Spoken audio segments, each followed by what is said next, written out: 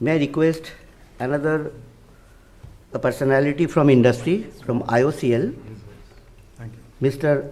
Ashish Mathur.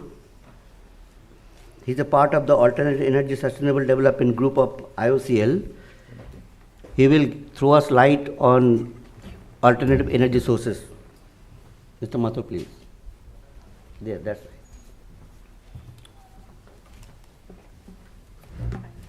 Our old friend, Mr. Rishi Bhatnagar, who helped us in nutrition sector as well, discussion as well. Today he will take care his expertise in IT sector, how all these sectors, energy, water and waste sector can be dealt with the help of IT. May I request our technical advisor, earlier he was with us as a scientist, Sri Sanjay Singh, to moderate the session. Nice meeting you. Yes, sir.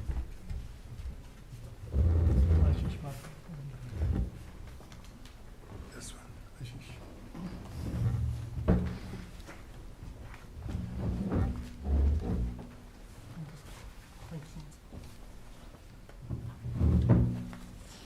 Just to initiate or to bring all of us into a context of today's discussion, we all know that energy is an important component, especially because Honorable Prime Minister has set a target in Glasgow in COP26 that we have to achieve 500 gigawatt target from RE.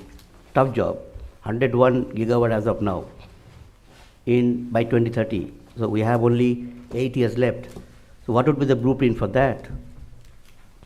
In terms of water, it is always flagged that it is a resource constraint. Demand is increasing. We have finite resource. How to manage that? Another important issue to be discussed today. Third is the waste. Waste, should we keep it as a waste or make it as a wealth? How to create a circular economy on that? That is another topic for discussion today. In the concept note, we have flagged some issues. Our discussion would be centered around on those points. We would like to get the answer from the panelists on these issues, so that finally, end of the day, we bring out crystal clear action point in terms of technology, in terms of policy, and make our case convincing to the policymakers, to the technologists. Before we discuss these issues, may I request Sri Sanjay Singh ji to honor our panelists as a standard customary with TIFAC does. Please come. Do one by one. To Dr. Gosai.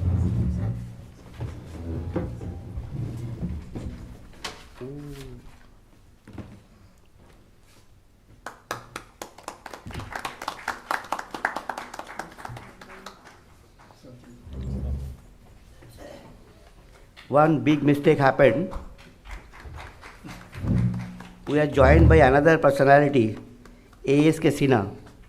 May I request you, sir, please join on the dais. He is Director, Rajiv Gandhi Institute of Petroleum and Technology. He has been serving as a professor in Chemical Engineering and Institute of Technology, Benares, BHU. He received his bachelor degree in Chemical Engineering from IIT Benares in the university. Sir, please. Extremely apology for this. Nowadays, petroleum is not required. Oh, because RE is coming out. Yeah. Sir, please. Take Sinha. Sir. Sinha, sir. Sir.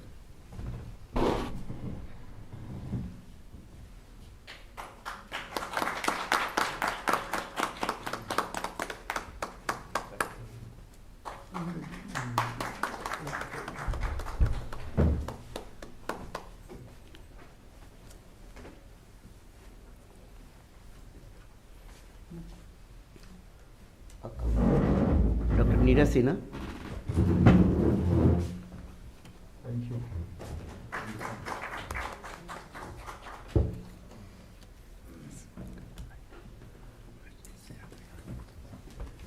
Thank you. Dr. Viva Dhawan.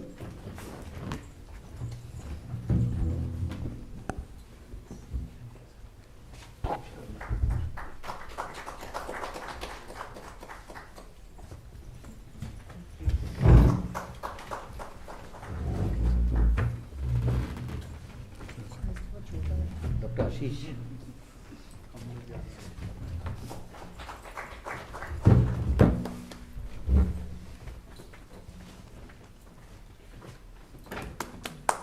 Dr. Rishi Bhatnagar.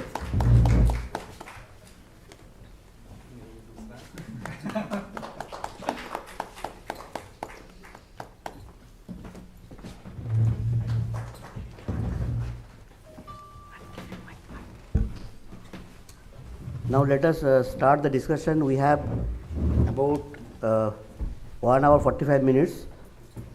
Let us debate, oppose each other, converse each other to make this panel very lively. That's my request to all our panelists. Now may I hand over the session to Sri Sanjay Singh, who will moderate the session. Thank you.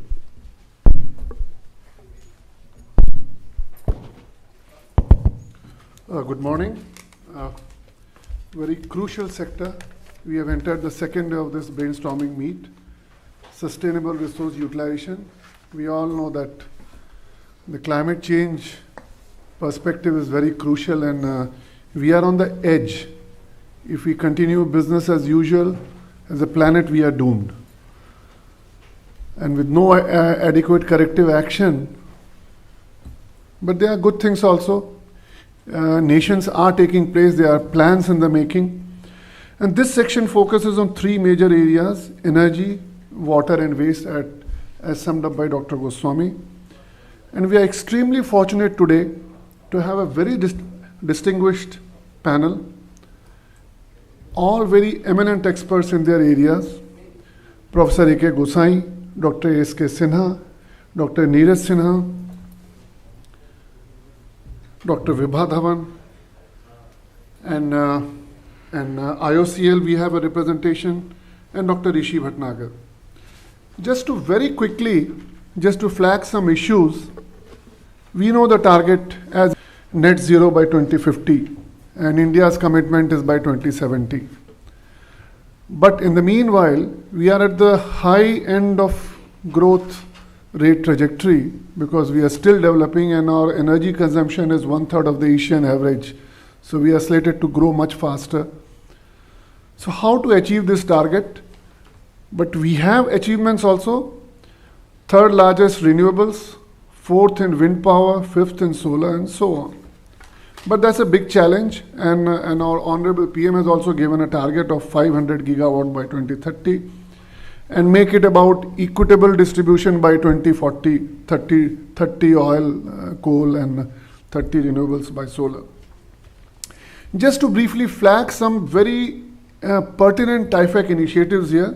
In this sector, TV 2035, solar PV, we had done a very good report. There's an electric mobility continuing activity. We have contributed vastly. And there was a solar thermal project we had installed, TIFAC had installed in Kota. Now next is water. Again, to just the coordinates, fourth largest freshwater, 4% of the world's freshwater, 16% of the population, that gives the asymmetry, 2.4% of the land. So the issues in consideration are more from less for more, taking care of waterborne diseases, cleaner water bodies, and obviously mitigating the climatic uncertainties which are growing year by year. Again, TIFAC had very significant initiatives in these, starting with Technology Vision 2035, and there was also a project supported for ceramic membranes. That's a very significant project. Similarly, very quickly, the coordinates in the waste. MSW, we generate about 42 million tons. per capita is 200 to 600 grams and much larger in larger cities. Plastic generation has doubled in the last 5 years. Construction waste 150 million tons, construction and demolition. But we also dump it in landfills about more than 40%. Then there is hazardous waste, 75 lakh tons, bioagri residues and liquid waste. So TIFAC also has contributed in this waste management also, starting very early with fly ash mission, which did a probably pioneering activity in our nation, contributed vastly to the huge utilization of waste fly ash. In fact, it converted it to a resource material. Then there was the utilization of marble slurry waste. Then there was this effort for utilization of plastic waste in Dharavi cluster. TIFAC also touched the utilization aspect of construction waste.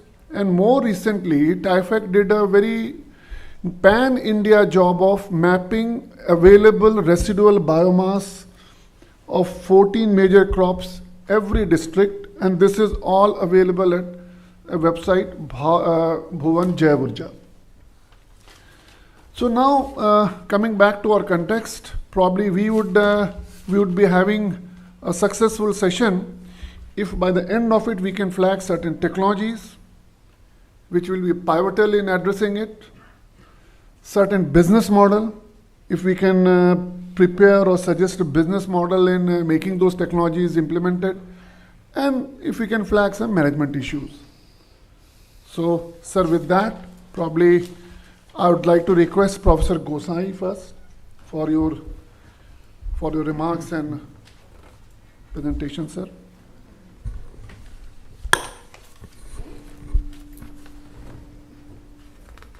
A very good morning to all of you. I think since I'm a person from water, and this is one resource nobody can live without,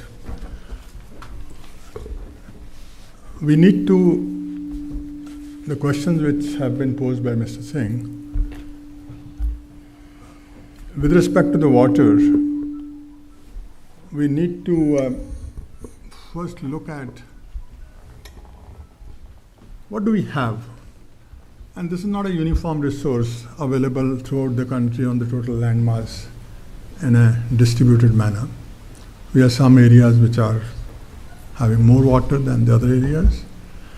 And as a national policy, water policy, we have already decided that the best way to handle this resource is at the basin level. What does this imply? Basin level, we have major 14 basins in the country, and each basin has its own resource. But when we talk of action on the water, each individual is having some action on the water, and most of the actions are local. I always say that if we really want to tackle the implications of climate change on water resources, we cannot start thinking in future right away. We have to first understand what we are doing as of now with respect to the water, how we are utilizing this precious resource. Are we doing a good job, or we are doing a job which is not sustainable? I think the later is the one which is applied in our case. And that is reflected in the fact that every basin, whichever basin you talk of, we have imposed more demand on that basin than the available resource, the available water supply. And it's a very complex issue. When we talk of water, it is available in the form of surface water, which is flowing in the rivers. We have the water in the ground, which gets replenished with every monsoon.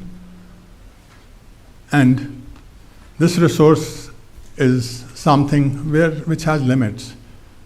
We have been stopping all the water in some river systems, where now we are talking in terms of the environmental flows. It's a very recent phenomena. We have realized that this connectivity or the biodiversity is being lost because of our checking the waters entirely and utilizing for either for irrigation or even for power generation.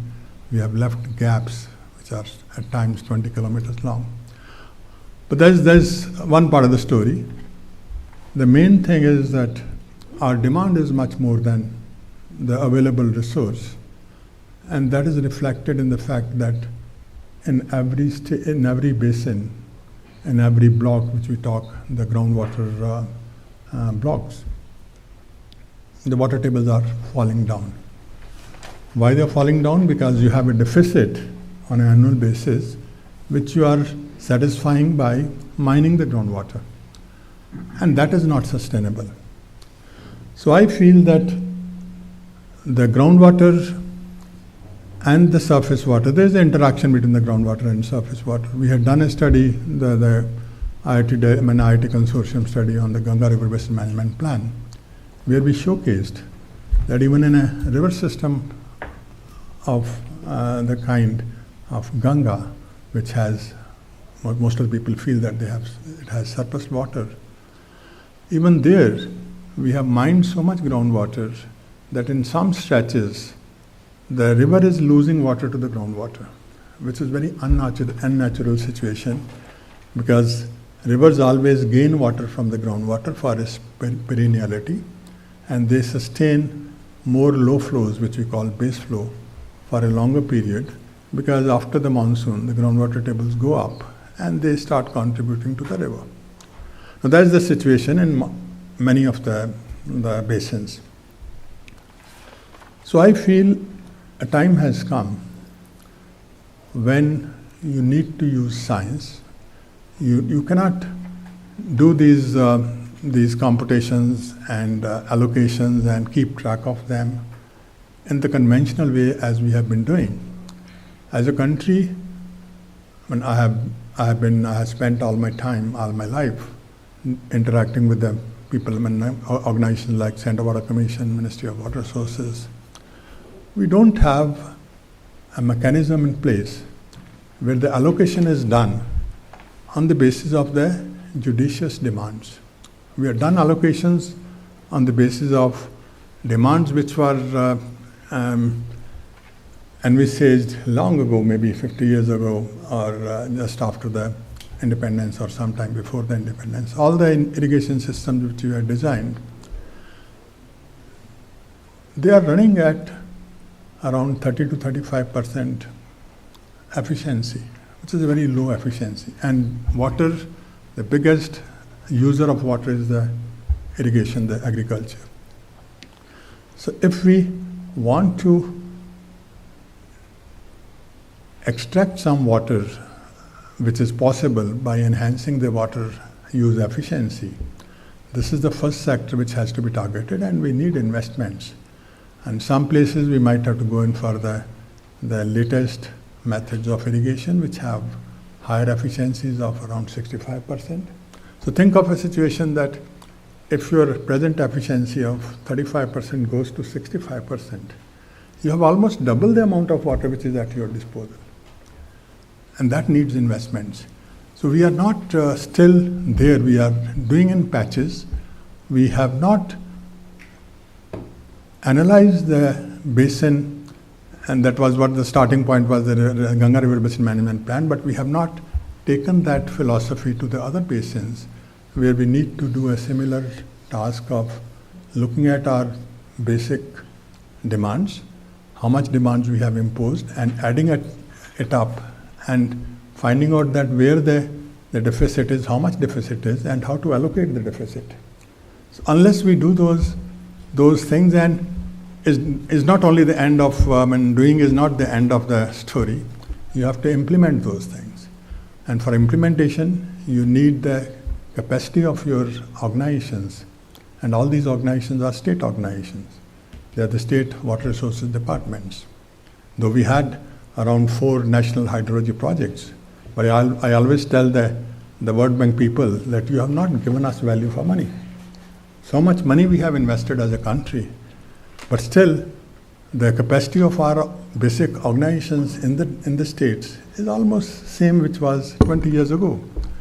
So they have not been trained and they have not come up to a level where they can do these things on their own and use the latest technologies. The frameworks have to be created.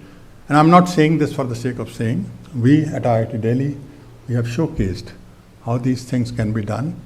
I'll just give you an example that we have created, and I'm talking of a group of mine, which is an incubator company of IIT, which was incubated around 20 years ago.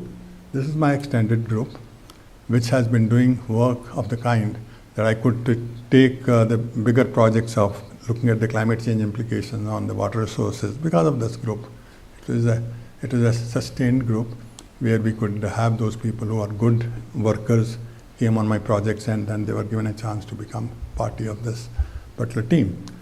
Recently we had done creating a framework where we are simulating every basin every day and using the rainfall forecast of IMD, which is around, because they use two different models. One gives around 3 days advance rainfall forecast.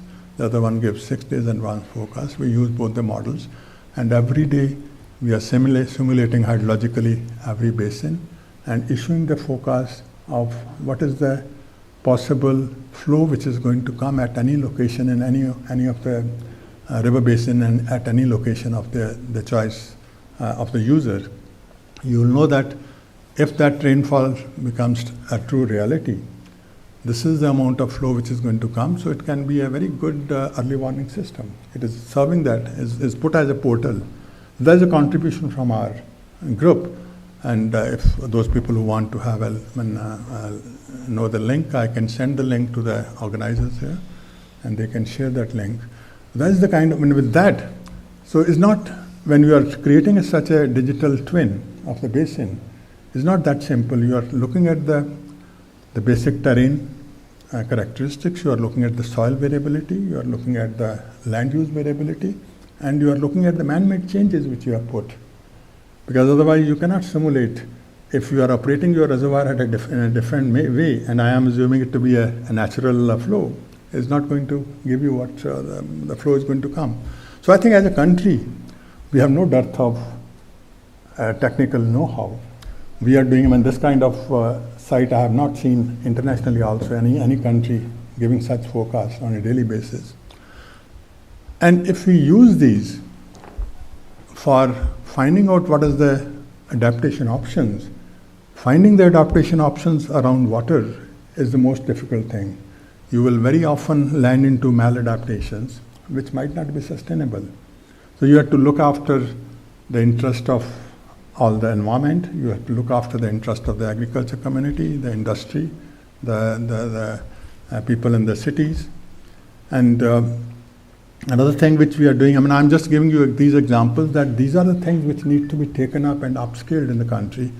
We have taken up a recent project, is funded by the UK government, is called the GCRF, the Global Challenge Research Fund. This project, we have taken the water security and sustainable development, and the case has been taken as NCT of Delhi. Now here we are showcasing that how each system of water has to be at the city level. You have to understand each system. And Delhi, the major systems which are basically being governed by the DJB, the water distribution. Now how good your water distribution system is. Are you supplying water to all the stakeholders at the same pressure? So this needs technical know-how. How much is the non-revenue water? This needs again a technical know-how, and you have to evaluate and understand your systems and look at their performance. So we never go to that level. That is where the investments are needed. Then how your sewerage system is working. And in Delhi, I think all of us, we are most of us from Delhi, we are not getting flooded by the rainwater. We are more often flooded in Delhi by the sewage oozing out of the manholes. Why? Because we have connected our rooftop connections to the sewer lines, and no municipality is checking that. So when the rain comes, all the sewer lines get surcharged and they start flooding you. So that is much more unhygienic than getting flooded with the rainwater. So I think people need to understand these systems, that what is happening. How are the stormwater is not getting and reaching the outflow point? Is it that we are having, because of the urbanization, we are having more water getting generated for the same rainfall? That is true. Earlier, if it was generating 60% runoff, now it's generating 95% runoff. That's one part. But then, are drains clean enough? Are they able to carry the stormwater at the time when they are required to carry properly, or they are choked with the solid waste? So just one question. Don't you feel this unscrupulous extraction of water, groundwater, is another issue? Because we have everything in place, but that continues to be a bigger issue, sir? No, that is one issue, one of the issues. That's what I'm saying, that the unabated groundwater is making the hydrological health getting lost, because now your streams are giving water back to the groundwater, which is not sustainable situation. What it means, it implies that even if I decide to now release, let's say 10 cumecs of water at Hathnikund to be made available in the river Yamuna to come and reach Delhi, it's not going to reach, because it's going to lost on the way in Haryana somewhere, because the Haryana groundwater table is so low. So I think these are the things which are technical, they are scientific things, and each system has to be analyzed in a scientific manner, whether it's an urban system or whether it's a rural-based system, the riverine system. And that is where you need to have these frameworks which I have been talking about, and we have generated those frameworks, and put these in implementation for doing the management. Now the river flood forecasting, or the early warning system, which I am talking about, you might have known that many of the floods have been created because of the wrong operation of the reservoirs at times. They have released the water when there is no other option, but you have released so much that the downstream people are flooded. Now, if you have the early warning system in place and properly implemented into your operations, then you can start releasing. If you know that this much amount of water is going to come into the reservoir, and as a policy you always want the reservoir to be full at the end of your monsoon, then it can be obtained, that objective can be obtained, as well as you can release the water in a slow manner so that there is no flooding taking place in those areas. I think there is an endless thing. I won't take too much time, I think. But what I'm saying is there are many things to be done, but the key question is that let's start using more science and understanding our system, especially the water system. Is very complex, and there are, maybe if the time is there are a couple of more points which I'd like to bring out, that what needs to be done. But I think in view of the time availability, at the end of the time, I'll do that. So I'll stop here. Thank you. Thank you, sir. And now can I request Dr. A.S.K. Sinha Sahab, please? Thank you, Dr. Mathur, and good morning, all of you. I belong to an academic institution, which is Rajiv Gandhi Institute of Petroleum Technology, governed by Ministry of Petroleum. I will tell a couple of initiatives taken by Ministry of Petroleum to have to focus on exploration and production of petroleum in our country. One is that a committee has been constituted, and it is being steered by the Rajiv Gandhi Institute of Petroleum Technology. It is called IHAP, Indian Appraisal of Seismic Data.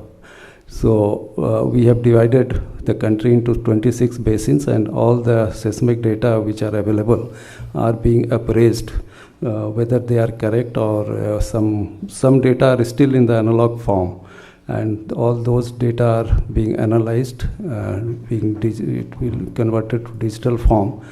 And then when all the data are available in digital form, then these data will be used for assessment whether there is a possibility of oil in any of the basin, any of the area.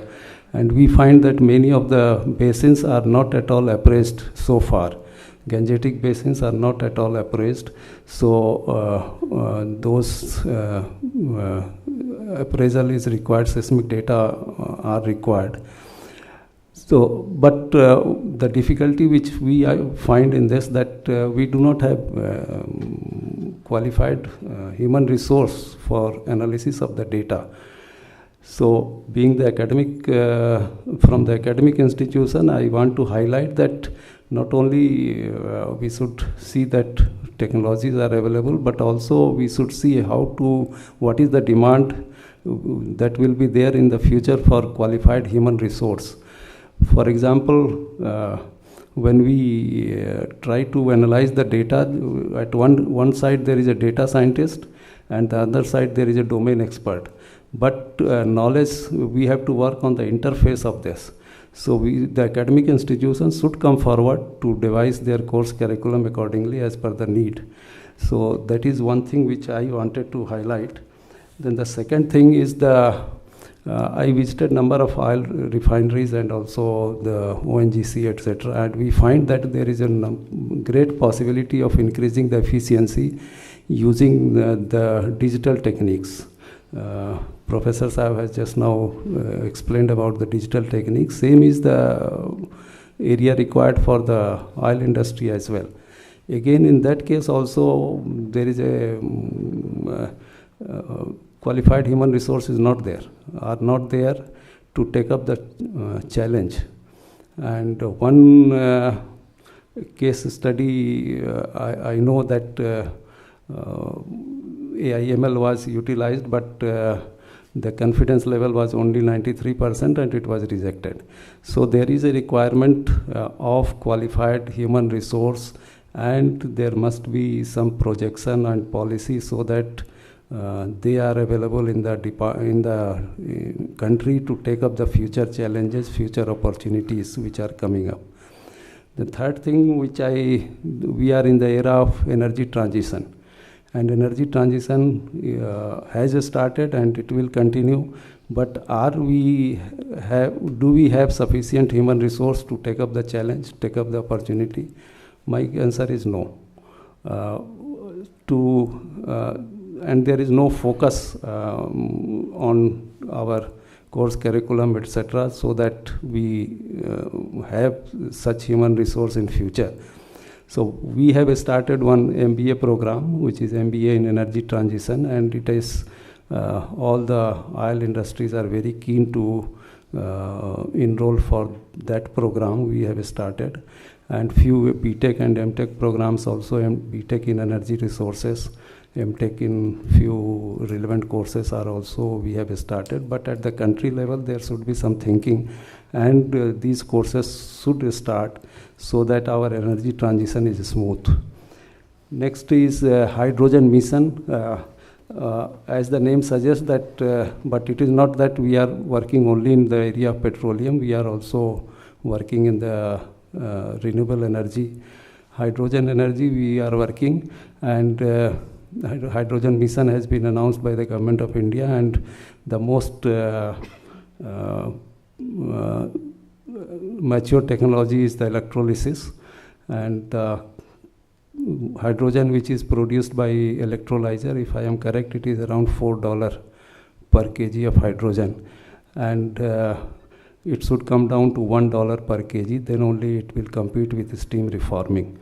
And the challenge in that is, the major challenge is that the cost of electrolyzer should come down, and also the cost of electricity should come down. The cost of electricity is coming down, has come down, but electrolyzer cost is the major cost.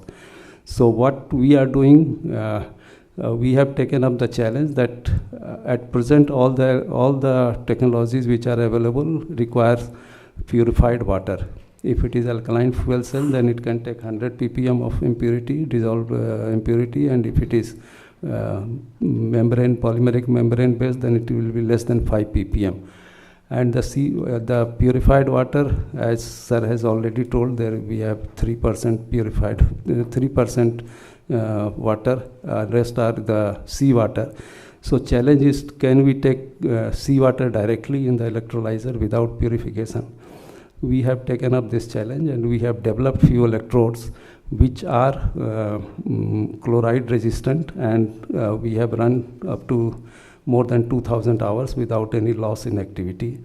And then we are developing membrane-less electrolyzer so that it can, the cost comes down and seawater can be directly used. Membranes will not work because there are magnesium and calcium ions which will deposit in the membrane and make it useless. So there is a requirement of membrane-less electrolyzer.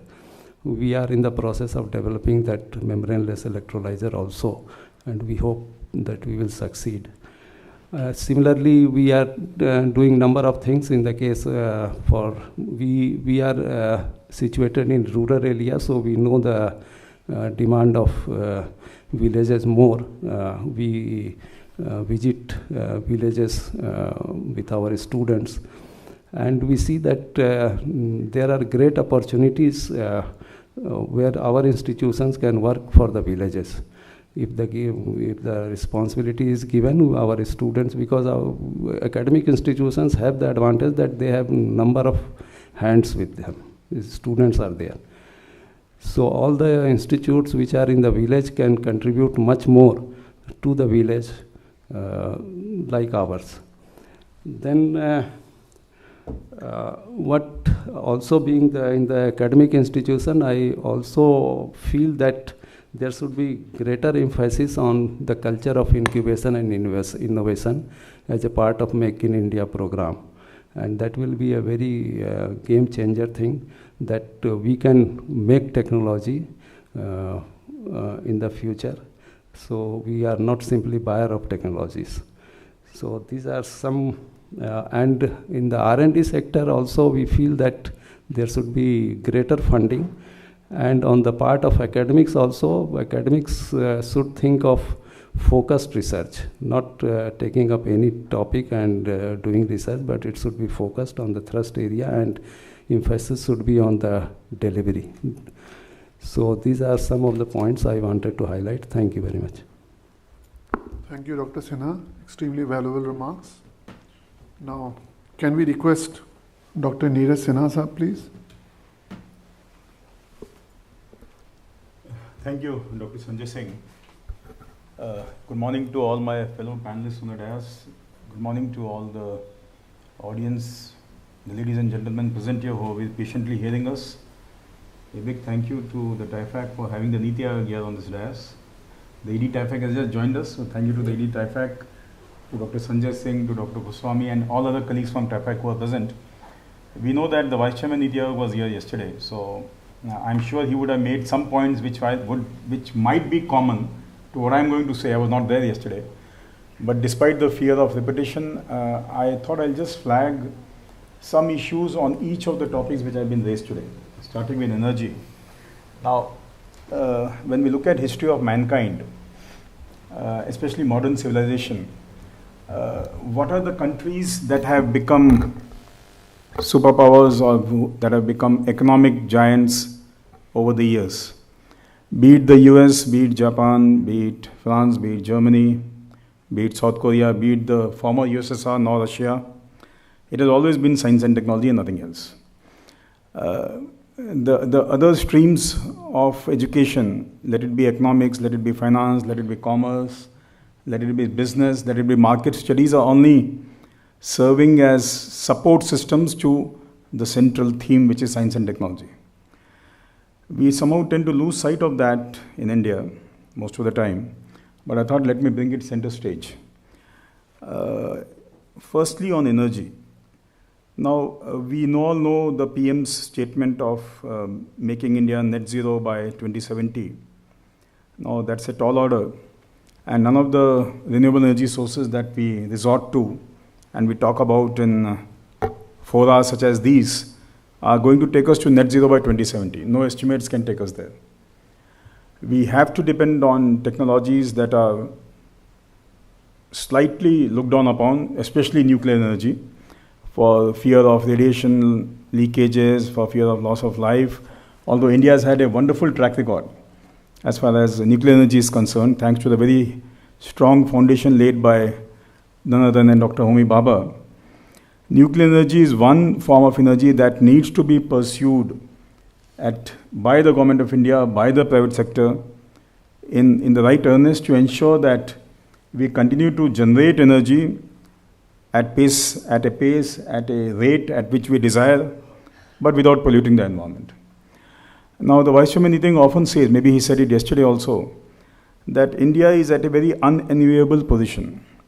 We are supposed to develop, we are supposed to catch up with our near neighbor, but we are supposed to do it responsibly. No other country has had this position ever. I mean, they have polluted, they have gone ahead and made disasters out of the environment. Now, having reached a level, now they are preaching. But we are somewhere here. So we need to catch up with them, and we are expected to be responsible. We cannot do that without relying on the nuclear energy. The renewable energy, of course, is there. I mean, I started my career from the Department of Non-Conventional Energy Sources 3 decades ago. So that is definitely my alma mater, but then we need to also broaden our horizon. Then having said that, what about coal? Now we have vast reserves of coal. The US did not think twice before exploiting shale gas. They went ahead and did it despite all the COPs. At that time, I think the COP 8 was being discussed. Now we are at COP 26. They said it is our indigenous source, we are going to use it. Now somehow we are so ashamed of using coal. I don't know why. While international pressure will be there on us, but India and China made a position very clearly in COP 26 that coal will not be phased out suddenly. And it should not be phased out. Now what do? We cannot continue to burn and pollute. So let us burn as efficiently and as responsibly as possible.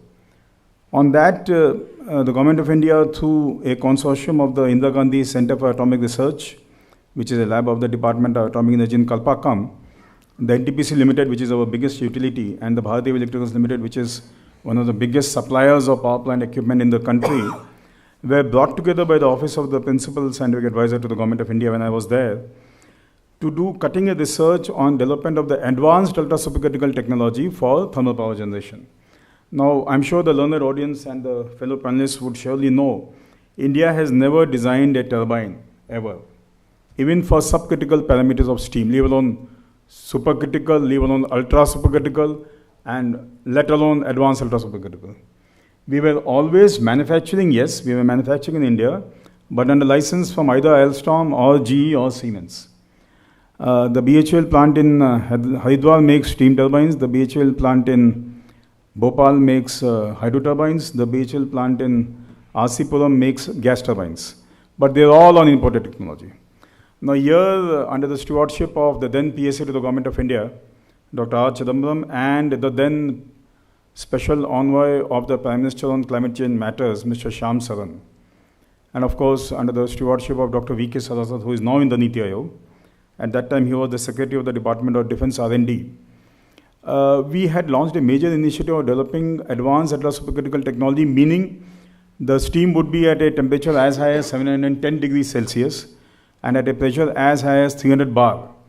And through simple thermodynamics, we know that the higher the temperature at which we obtain steam from the boiler and the lower the temperature at which the steam exits the turbine, we have a higher Carnot efficiency or higher thermodynamic efficiency.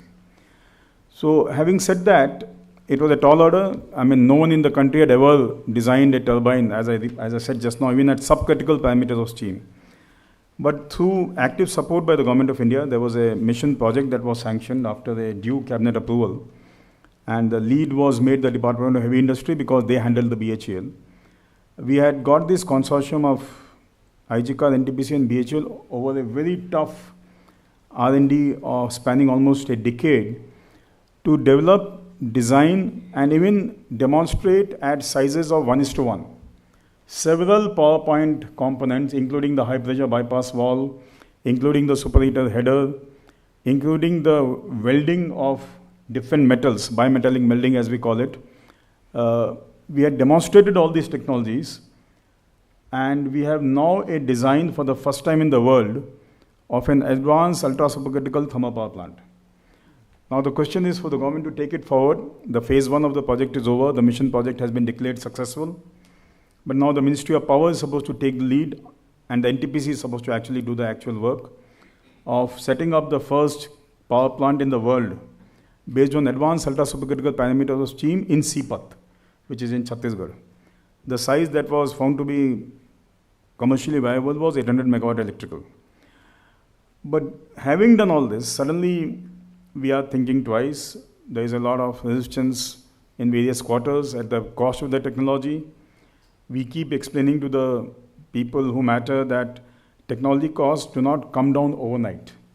There is always a S curve that is followed by any technological development process.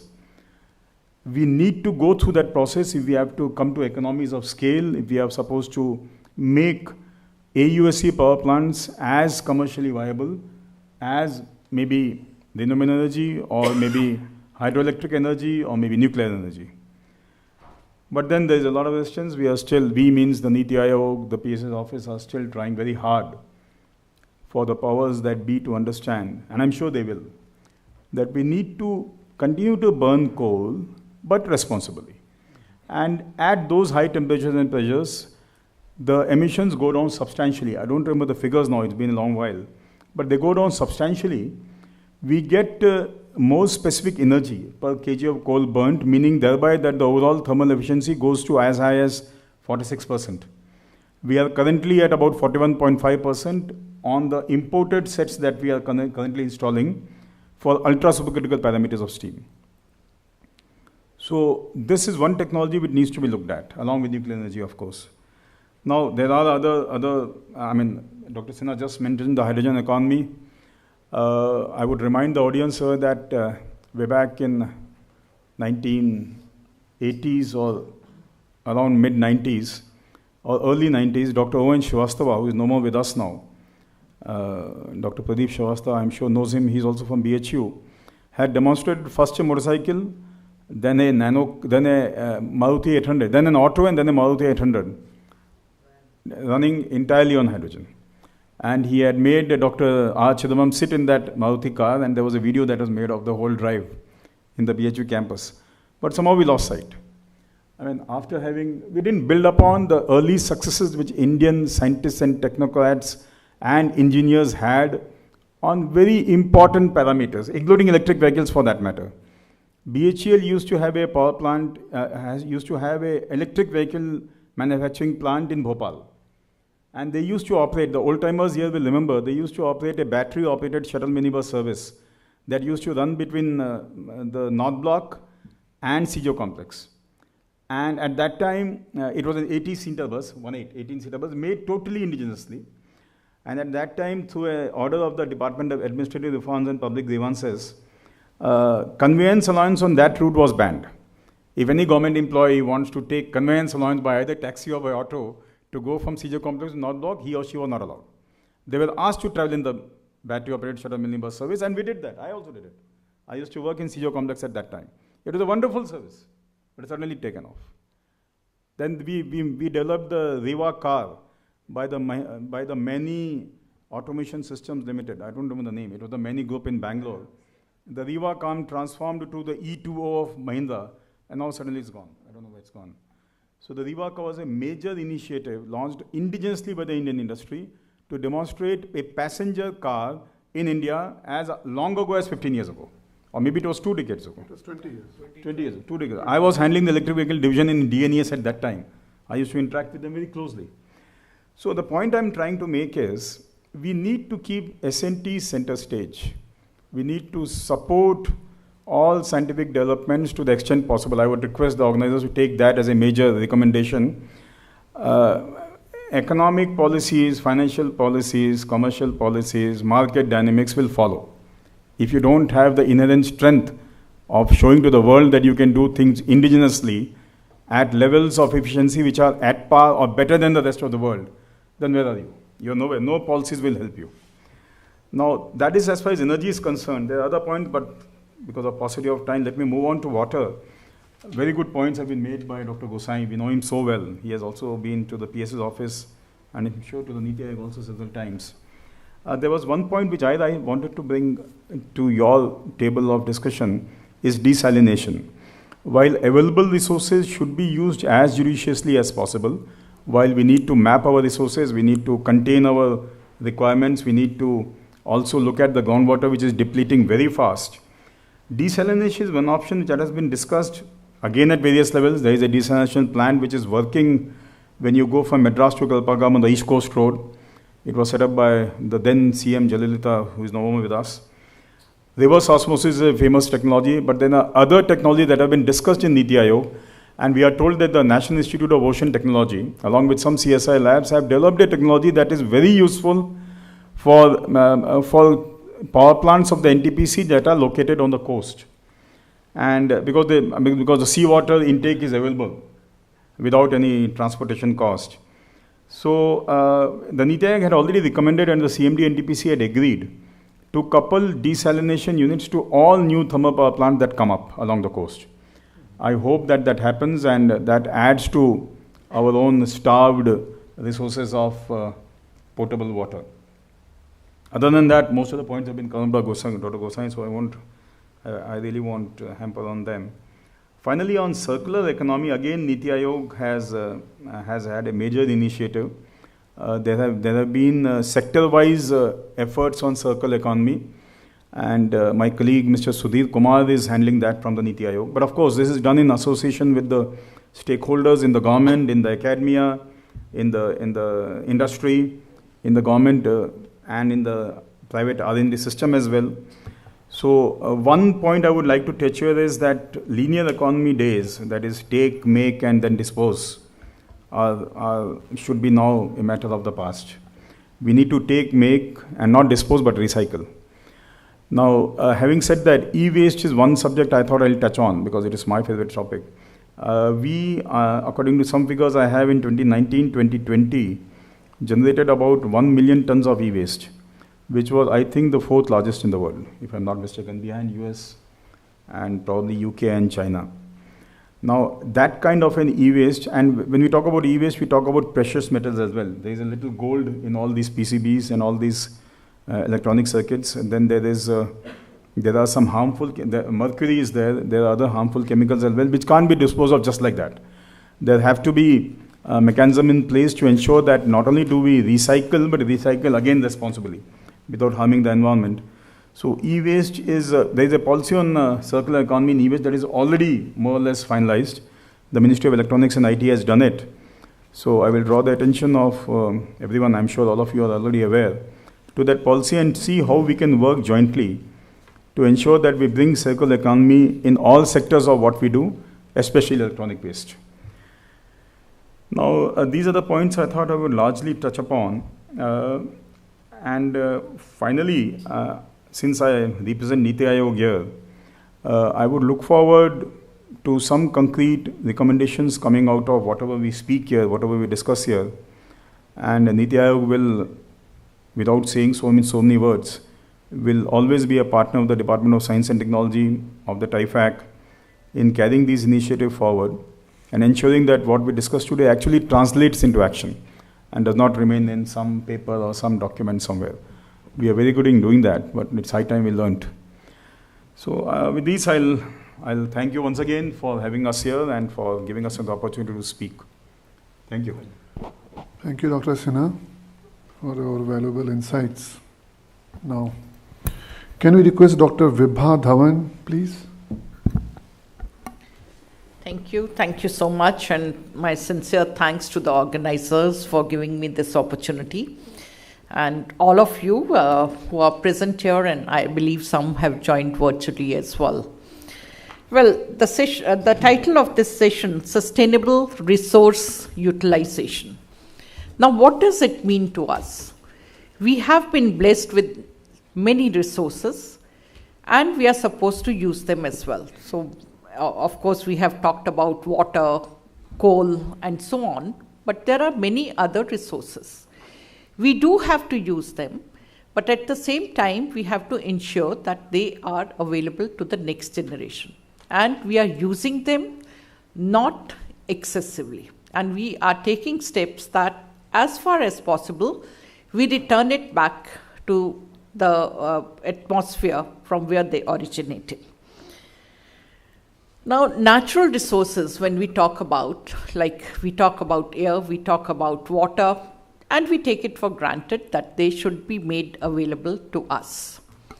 We have also seen that what happens when these resources are not available. Now, all of you sitting in Delhi, we are already facing a sort of water crisis In the morning, less water is available, like you are always looking at pani aa gaya ya nahi aaya, and then you are attentive to fill up your water tanks.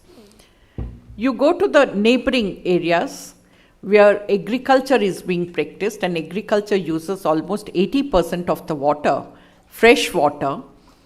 Now, there also, you talk to the farmer, and his biggest problem is that during the sowing season, we don't get electricity, and therefore we are not able to get water. What are the, in a way, policies of the government as well? Like you talk of paddy. Now it is that in the state of Haryana, Punjab, you can't sow paddy in the month of May. It is either end June or July, so that it coincides with the rainy season. So you are not excessively using water. Now we have to look into things in totality. Agriculture, definitely, we can't stop farmer. Farmer should be given subsidized electricity to grow crops and so on. But is this the right way? Are we doing the pricing of water properly to ensure that the water table doesn't go down to a limit that tomorrow you won't even be able to live there? But we are not doing that. Is paddy the suitable crop for Punjab and Haryana? So, because it won't lead to sustainability. Of course, there were a number of projects initiated by the government in that direction, and it was alternative crops, what more can be suggested. But after everything, the farmer still returns back to wheat and paddy, because that is something where there is minimum support price, something which he'll be able to sell in the market without any difficulty. And in any case, he is not paying for water.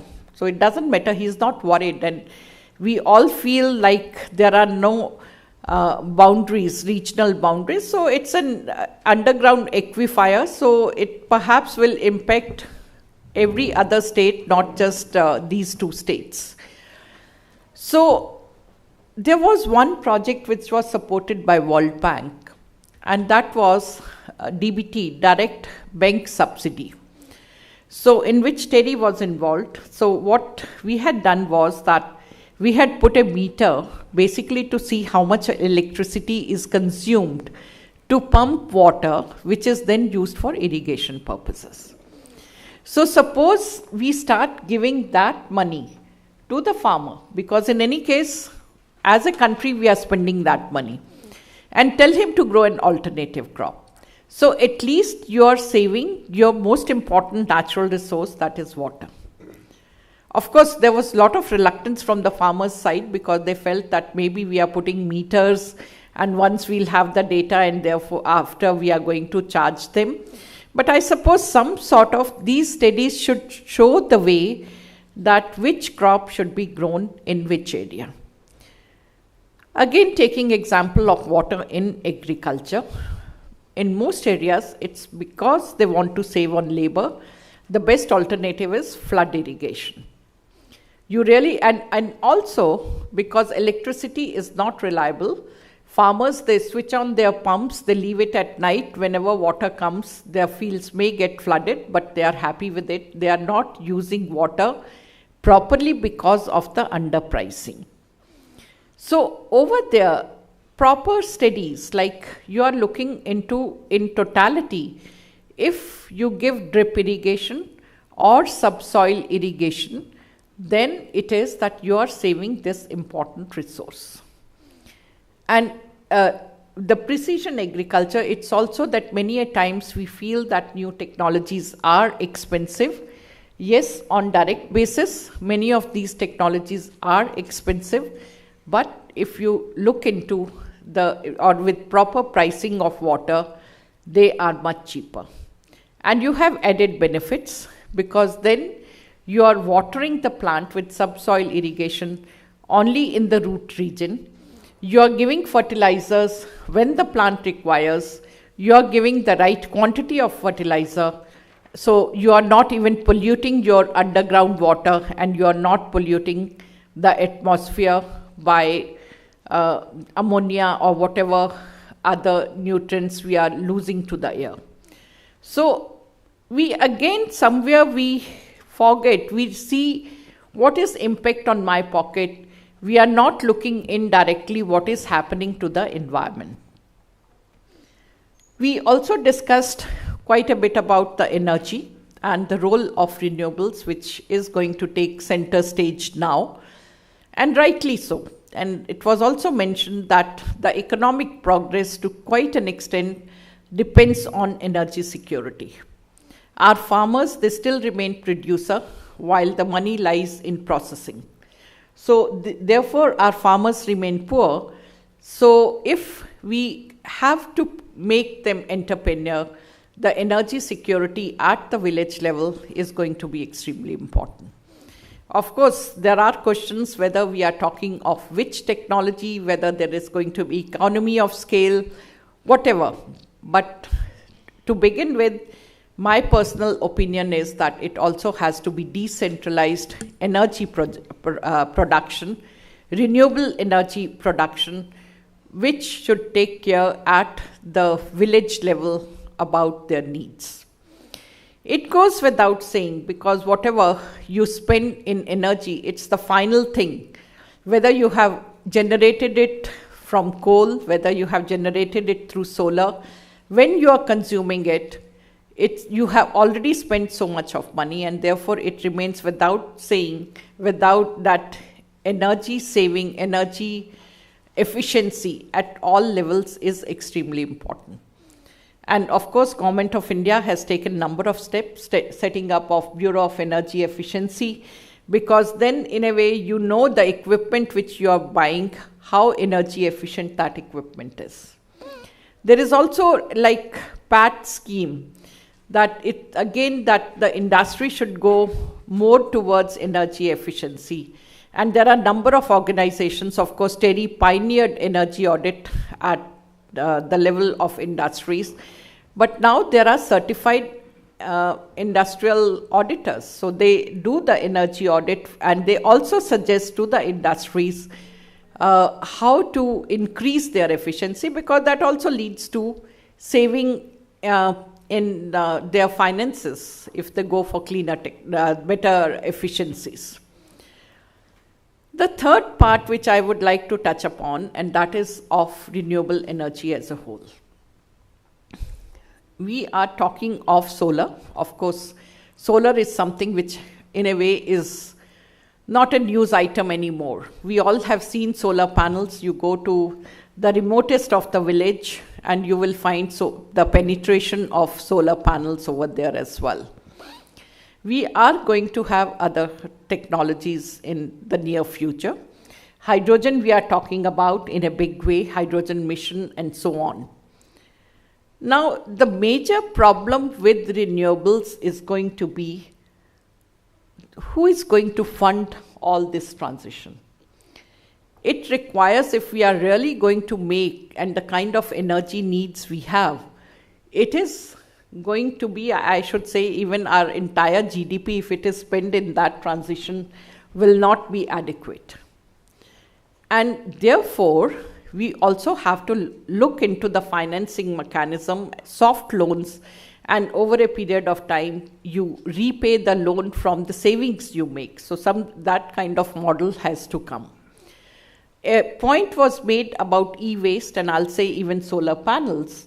Whatever technology we are going to adopt, there are going to be newer problems associated with those technologies, the setups you are going to use. So it is extremely important that we invest on research on the wastes which will be generated through the usage of new technologies. And I'll say India is in a unique position. We are talking of made in India. And I'll say we are very innovative researchers in this country, very hardworking. So therefore, I think we should take the lead in a sort of recycling of whatever waste will be generated from new technologies. My other point is when we talk of hydrogen and so on, somewhere we also have to look into, are we thinking of getting the technology from overseas, or we should become a major player either with another company overseas with experts who are ahead of us, and we partner in developing that technology. My last point that is related, again, really speaking, I'm coming back to water again, and that is, surely we are excessively using water today.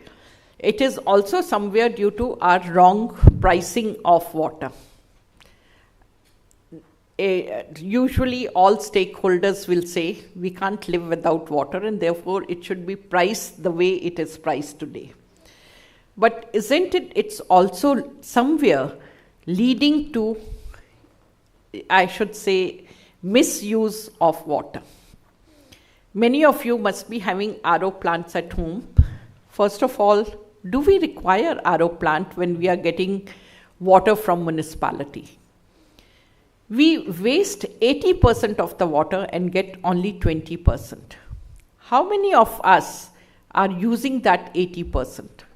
Most of the builders, they quietly put the pipe so that you don't get disturbed, even with the sound of that 80% water which is being wasted.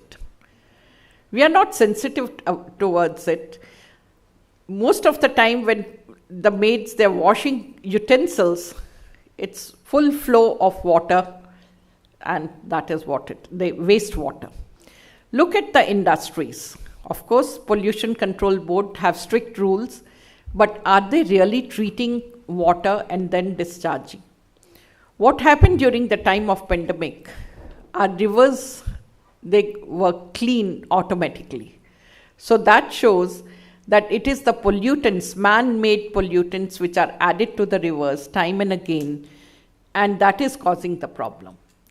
Now, what happens if, suppose this is a polluted water, and I put it in 2 liters of water, the entire 2 liter will get bad. And that is what is happening today. We are spending crores and crores on cleaning of our major rivers. And it's not just water, it is biodiversity in those rivers and around the area. So we really need to have technologies, affordable technologies, that this water can be treated and, really speaking, go back for the usage in my own industry or taking care of areas around. There are technologies available, and in fact, one of the technologies which we are just doing pilot testing is TEDx technology, which is based on a nano particle. And within 24 hours, the toughest of the water can be treated and at least used for irrigation purposes. Of course, depending on the quality of the raw water, you can use it for many other usages as well, but definitely for irrigation purposes. So rather than polluting our rivers, if we provide such technologies to our industries, which are affordable, they won't shy away. And you can save the money as well as water, because it's recycling of water. And it goes without saying that gone are the days, as Dr. Sinha mentioned, we cannot afford linear kind of usage. Now it has to be circular.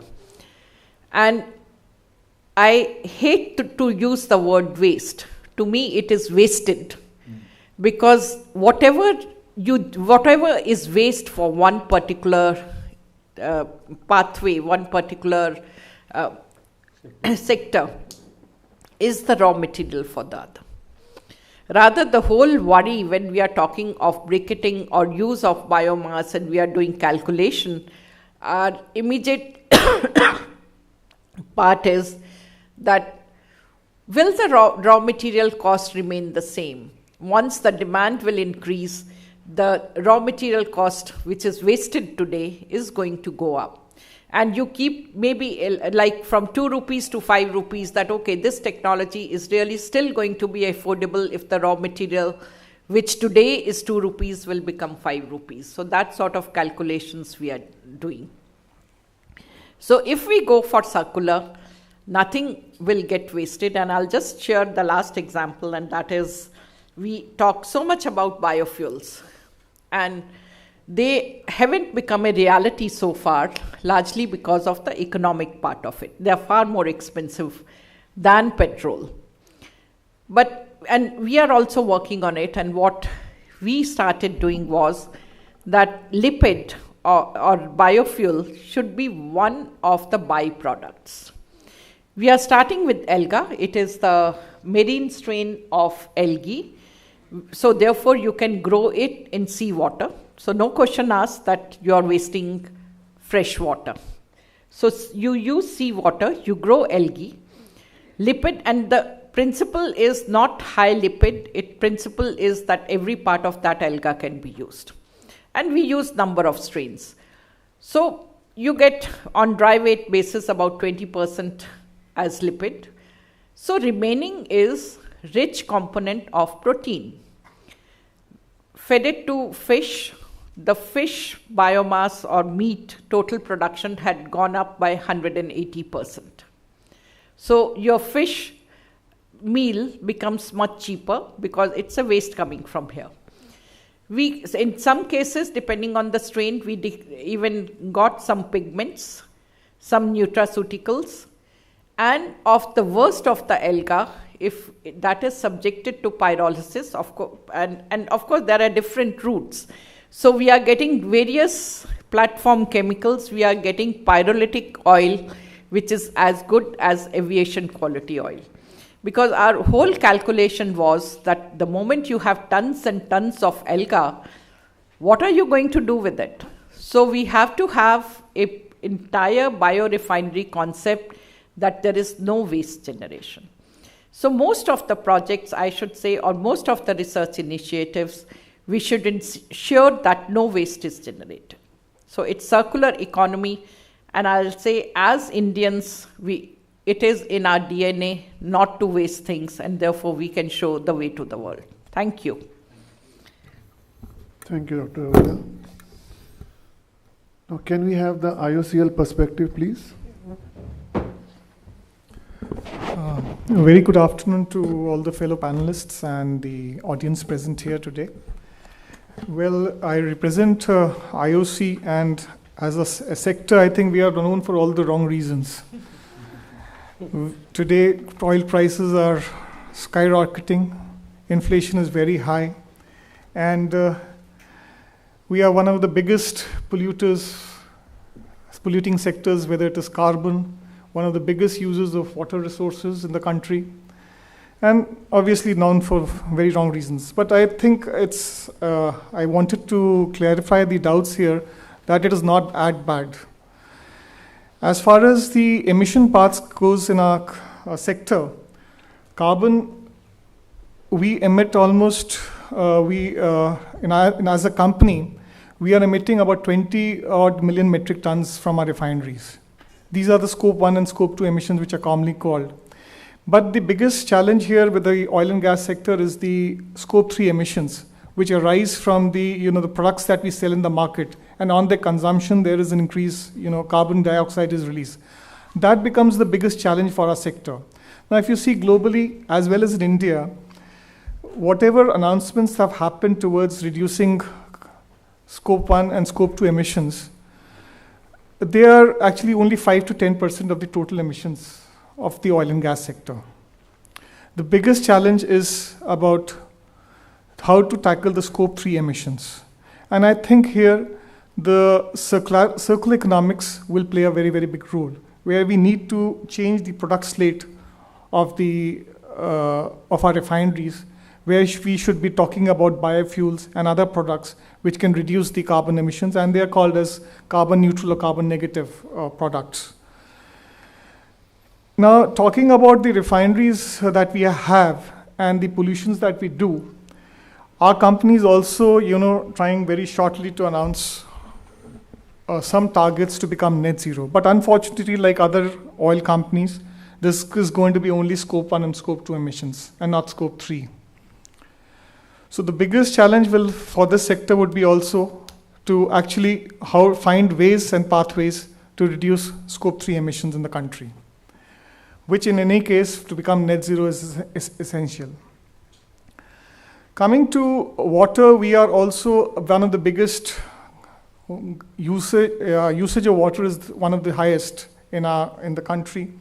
And we are conscious of that fact, and we have taken a lot of measures to reduce our water consumption, whether it is rainwater harvesting, which obviously adds to reduce the freshwater water footprint, whether it is watershed projects. But the biggest project that we as a company are taking is to use the STPs, sewage treated water, for 2 of our refineries in Mathura and Vadodara. We will be actually reducing the water. We will be using about 20 million liters per day of sewage treated water from these 2 municipal authorities in Vadodara and Mathura to reduce our water footprint for our refineries. So I think if this project becomes successful, then this 20 is likely to be scaled up to 40, and maybe this can be replicated for the other refineries also. So this is one of the major steps that, and this project is shortly will be commissioned in this calendar year. So the results will be known very shortly as to the efficacy of this project. And as regards circular economy, I think we are very upbeat and very enthusiastic about the biofuels, though they have not taken up in the fashion they should have. But here I would like to point out one thing, that whenever the policies are announced by the government, it is very difficult to conceive actually the holistic perspective as to where it can fail. These are announced and methods are actually taken to make it holistic and comprehensive. But when the time of the implementation comes, the challenges arise.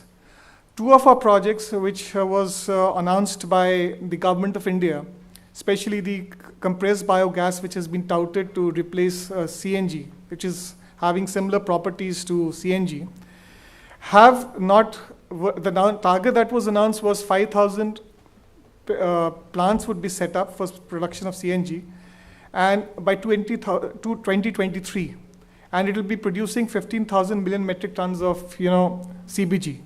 But today the stage is that there are hardly less than 50 plants that have been commissioned on the oil sector basis. So the problem now that is coming into fore is, one is the financing problem. Adequate finance for setting up the plants has not been made available. Though this sector has been brought into priority sector lending, but finance is still a scarce commodity for setting up the plants. Secondly, that challenge that we are facing is that the plant that has to be set up, all the equipments, they have been, will be charged at 12% GST. So that is giving a negative signal to set up a plant.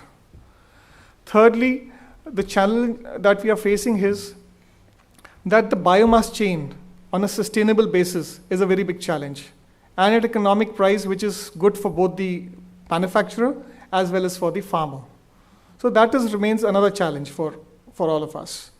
And finally, is the offtake guarantee of the product that is being produced, whether there are any takers for that product or not. Because there is a wide gap between the CNG price in the market and the CBG price, offtake price that has been fixed by the government. It is right now 46 rupees a kg, whereas CNG prices, all of us know, are in the range of 70. So that is another challenge.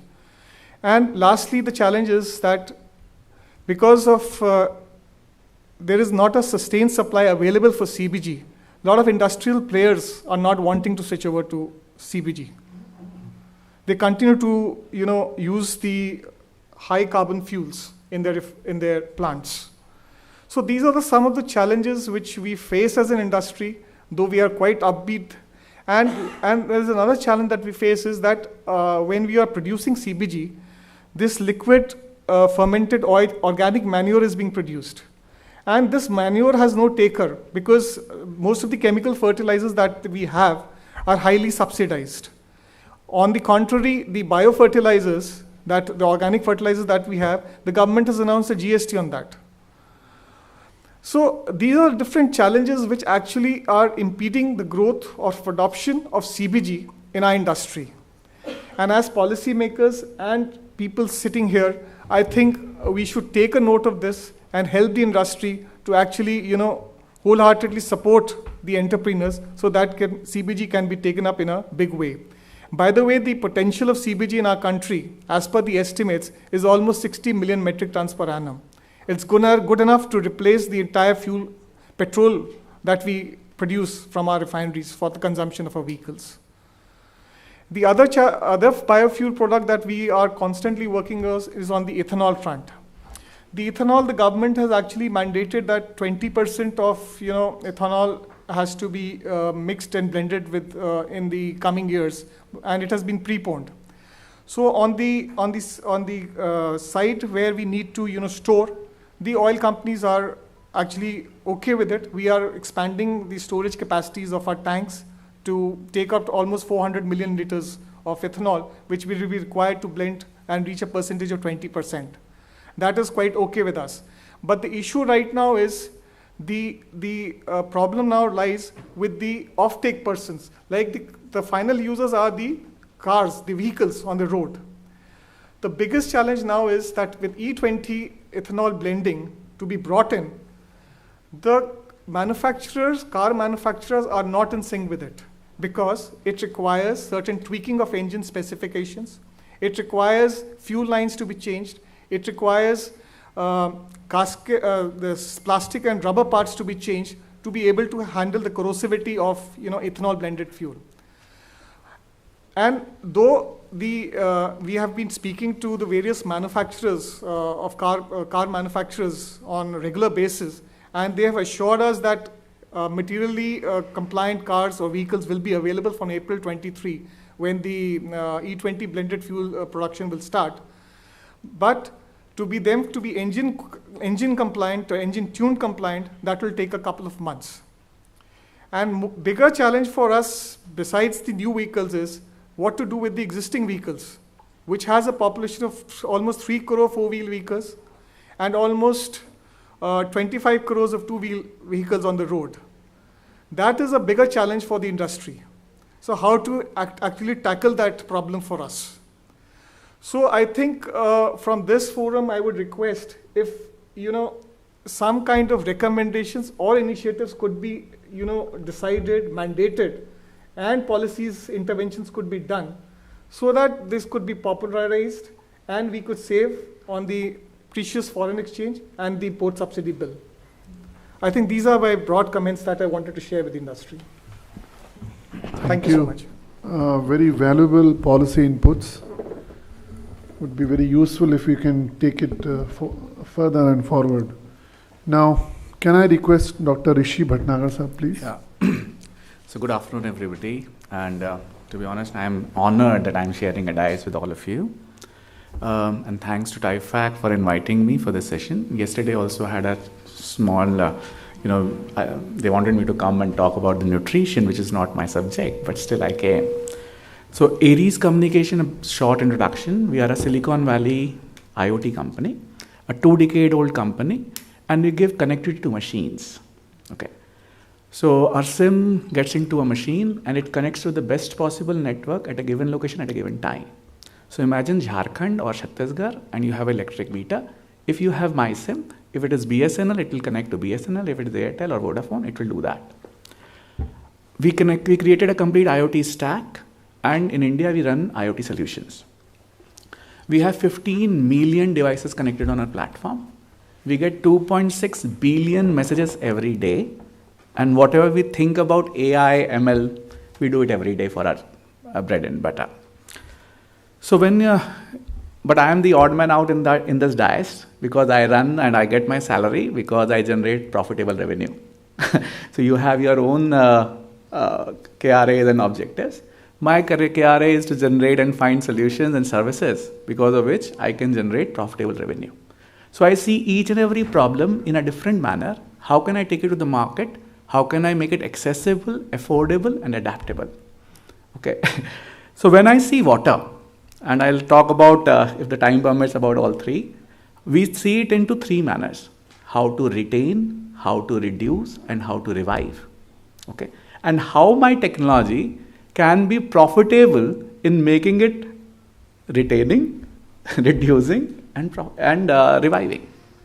So when we went into retaining, we started working on the water treatment plant, rainwater harvesting, so on and so forth, a number of solutions. When we came to reduce, and as ma'am also said, around 70-75% of the water is being used by the agriculture. where there is no benefit or penalty or anything for them not to use water or less water. Okay, so how that can work, and that's not going to be a profitable business for me. Okay, the rest 25-27% of the water is consumed by the industry, and there you have penalties, you have some regulations, you have some kind of processes where you need to see how can you help the industry to reduce the water consumption and how can we work with them. And that's where we created a solution. Okay, and for all paper and pulp, fertilizer, food and beverages, which are the high water consumption industries, we created a solution which is an IoT-based solution which you're going to put on the meters and the water generating facilities, and you are able to see how can you reduce the water consumption. And since last 2-3 years, we have been able to work to reduce 30% of the water consumption in such kind of industry. So there's a real-term revenue, cost reduction for the industry. And secondly, it's a compliance requirement. You need to tell them and give the report to the government how much water you are taking out. So because of both the factors, that kind of business is really generating good revenue for us, as well as profitable revenue and a sustainable revenue. And that kind of solution is an IoT-based digital solution you can see on your mobile with the, how much water consumed, how much is used, where it's a leakage, how can we reduce it. So there are certain kind of solution which we were able to come out with the industry. And because it's a 25% of the water consumption, 30% reduction of water consumption by them will have a large impact on the overall water needs and water sustainability in the country. Similarly, we have number of solutions, but we realize that the 3% of the water, 3 to 4% of the water is what is coming in our houses.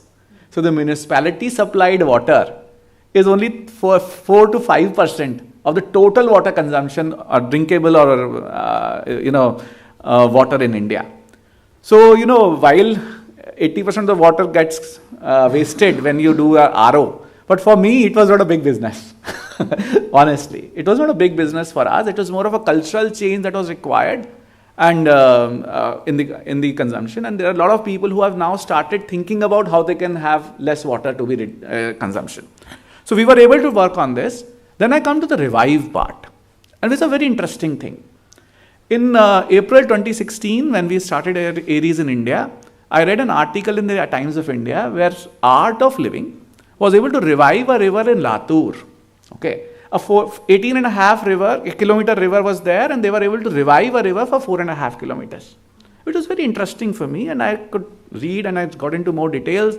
I went to Art of Living and I could get an opportunity to meet Sri Ravi Shankarji, and I said, I'll be able to help you.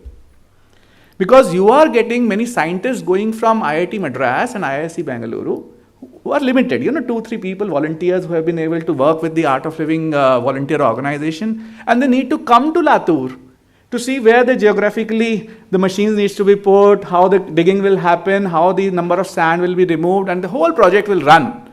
And every truck of sand that will be coming out, the farmers will take it or somebody else will take it, so on and so forth.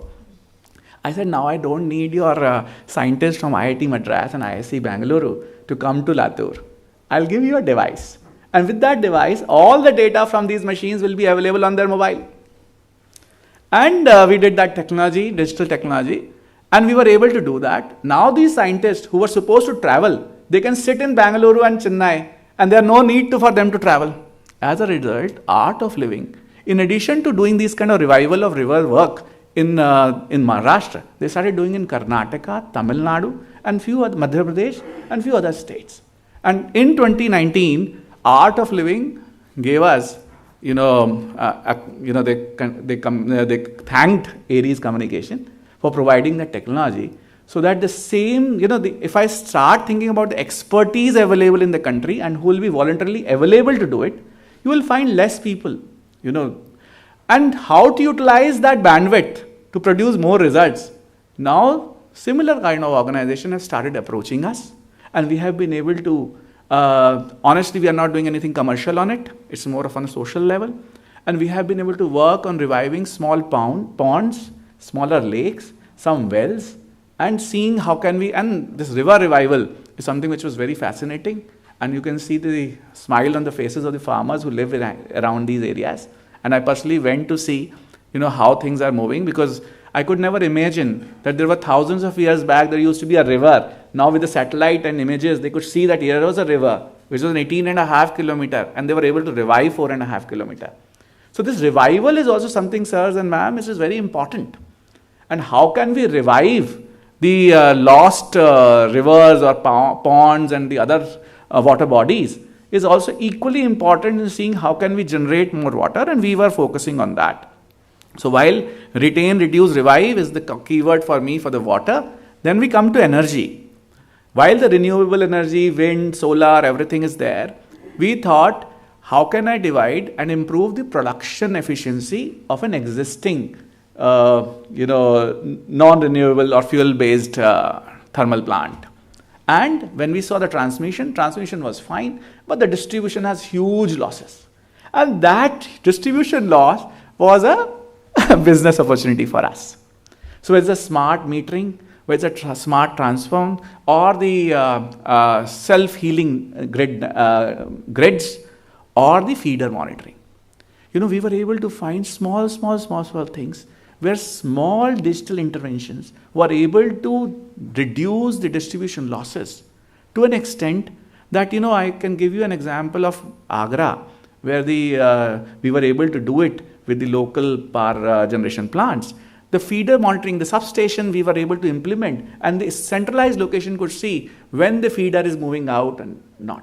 So the production plant is producing, but because the feeder is down, it is not going to the distribution, the houses and the factories. And we were able to reduce that.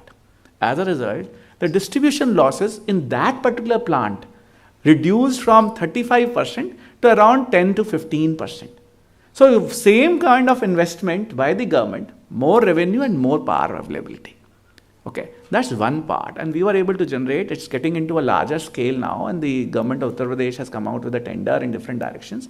So it is going to be implemented, and now we are trying to do some pilots in the other states also on a similar line. On the renewable, okay, I can keep on giving you examples, but on the solar industry, we are a joint venture with SoftBank, and SoftBank has a SB Energy with Bharti Airtel, that $10 billion joint venture for solar energy. While we were working with them, we found that, when you go to a solar plant, I'm not sure how many of us have already gone. This solar plant is in hectares of land. Okay. And if one of the panel goes down, the energy level goes down because they are not now putting the inverter, the batteries and generating that, putting the battery on. So suddenly, and then how will they do it? A person will go in a bike and start searching for which particular panel had gone down, okay, which was highly inefficient. And putting a sensor on these panels to tell me that I am down was a simple solution for us, okay. But where is the network? Okay, there is no towers there, okay. So there are a number of challenges, and we were able to get those challenges completed and found solution for it. And now if there is any panel which goes down, that will tell me that I am down. And then, somebody can go fix it. And the kind of time, if it is in the evening, if a solar panel goes down, it is 13 hours before which you will be able to find which one has gone down, because everybody will go to each and every area and check, is this line, is this line, is this line. That used to be the operational process. So we were able to find digital solutions. And now the efficiency, I was talking to the SB Energy chairman and people in the other renewable energies area.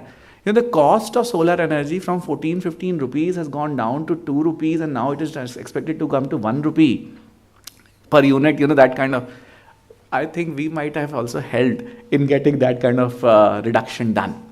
And these are the areas, while we are generating revenue and profitable revenue, also give us a lot of sense of, achievement. We feel, yes, we have done something which is going to face, and finding these small initiatives which can be scaled and can give us, can give the society a more affordable and accessible solution is something which we are into. And we are finding those small solutions. And I can keep on, 2 hours might be small for, it's less for me, because if I continue telling you about the kind of solutions, but we have done many of such solutions for all kind of industries to see how these small interventions can have a very high impact on overall reduction and the efficiency improvements. On the waste, we might not have done much on seeing what can we do with the cycle economy, but the waste management technologies is something which we are working on, and we are trying to see how can we make it more digital and IoTized, having sensors into it, so that we can see how the waste can be used and what has been the day. But not much we have done. Last thing before I end, sir, I personally worked in 2010 in Rewa. I used to work for Mahindra's. Oh, yes. Okay. Yes. And Chetan Veni is a ghost friend of mine. Sudarshan Veni was the patriarch Yes. who interact with me in those days. Yeah, Chetan Veni is a friend of mine. Chetan was in college at that Correct. So so I am of that age. So basically, from Mahindra side, the 130 sensors that are put into that car, how they're going to extract data through a GPS, GPRS device, and they all used to come to my platform, and all that mobile app and all that platform that has been created was my team's job, and we interacted very closely with them. And in 2012, when on the India Gate, the launch was done, and Anand had come himself, I was also there in one of these sites. And but honestly, it is still on the road. Yes. Yeah, and the amount of the Tesla of India and how the government could have pushed it at that time. There were a lot of issues. We were really looking for some kind of subsidies on the electric vehicle, which was not sanctioned. But honestly, it was a good vehicle to an innovation. I am really proud that I could get a chance to work on it. Thank you. No, just to supplement that, Yes, sir. Rewa was given a subsidy of 50% of the value of the car when it was launched by Mahindra, mining group of companies. Yeah. But that was long ago, 2 decades ago. After that, the subsidy would have gone down to zero. Correct. So I will now request the organizers, especially the ED TIFAC and Dr. Singh, to please excuse me. The Vice Chairman Niti Aayog is being given a farewell at 1 p.m. today. Okay. So I have to be there. Thank you so much. Thank you for having me. Thank Namaskar. Namaskar. Thank you, Dr. Sinha. Thank you. We'll be in touch. Thank you. My apologies, but I have to go. Thank you.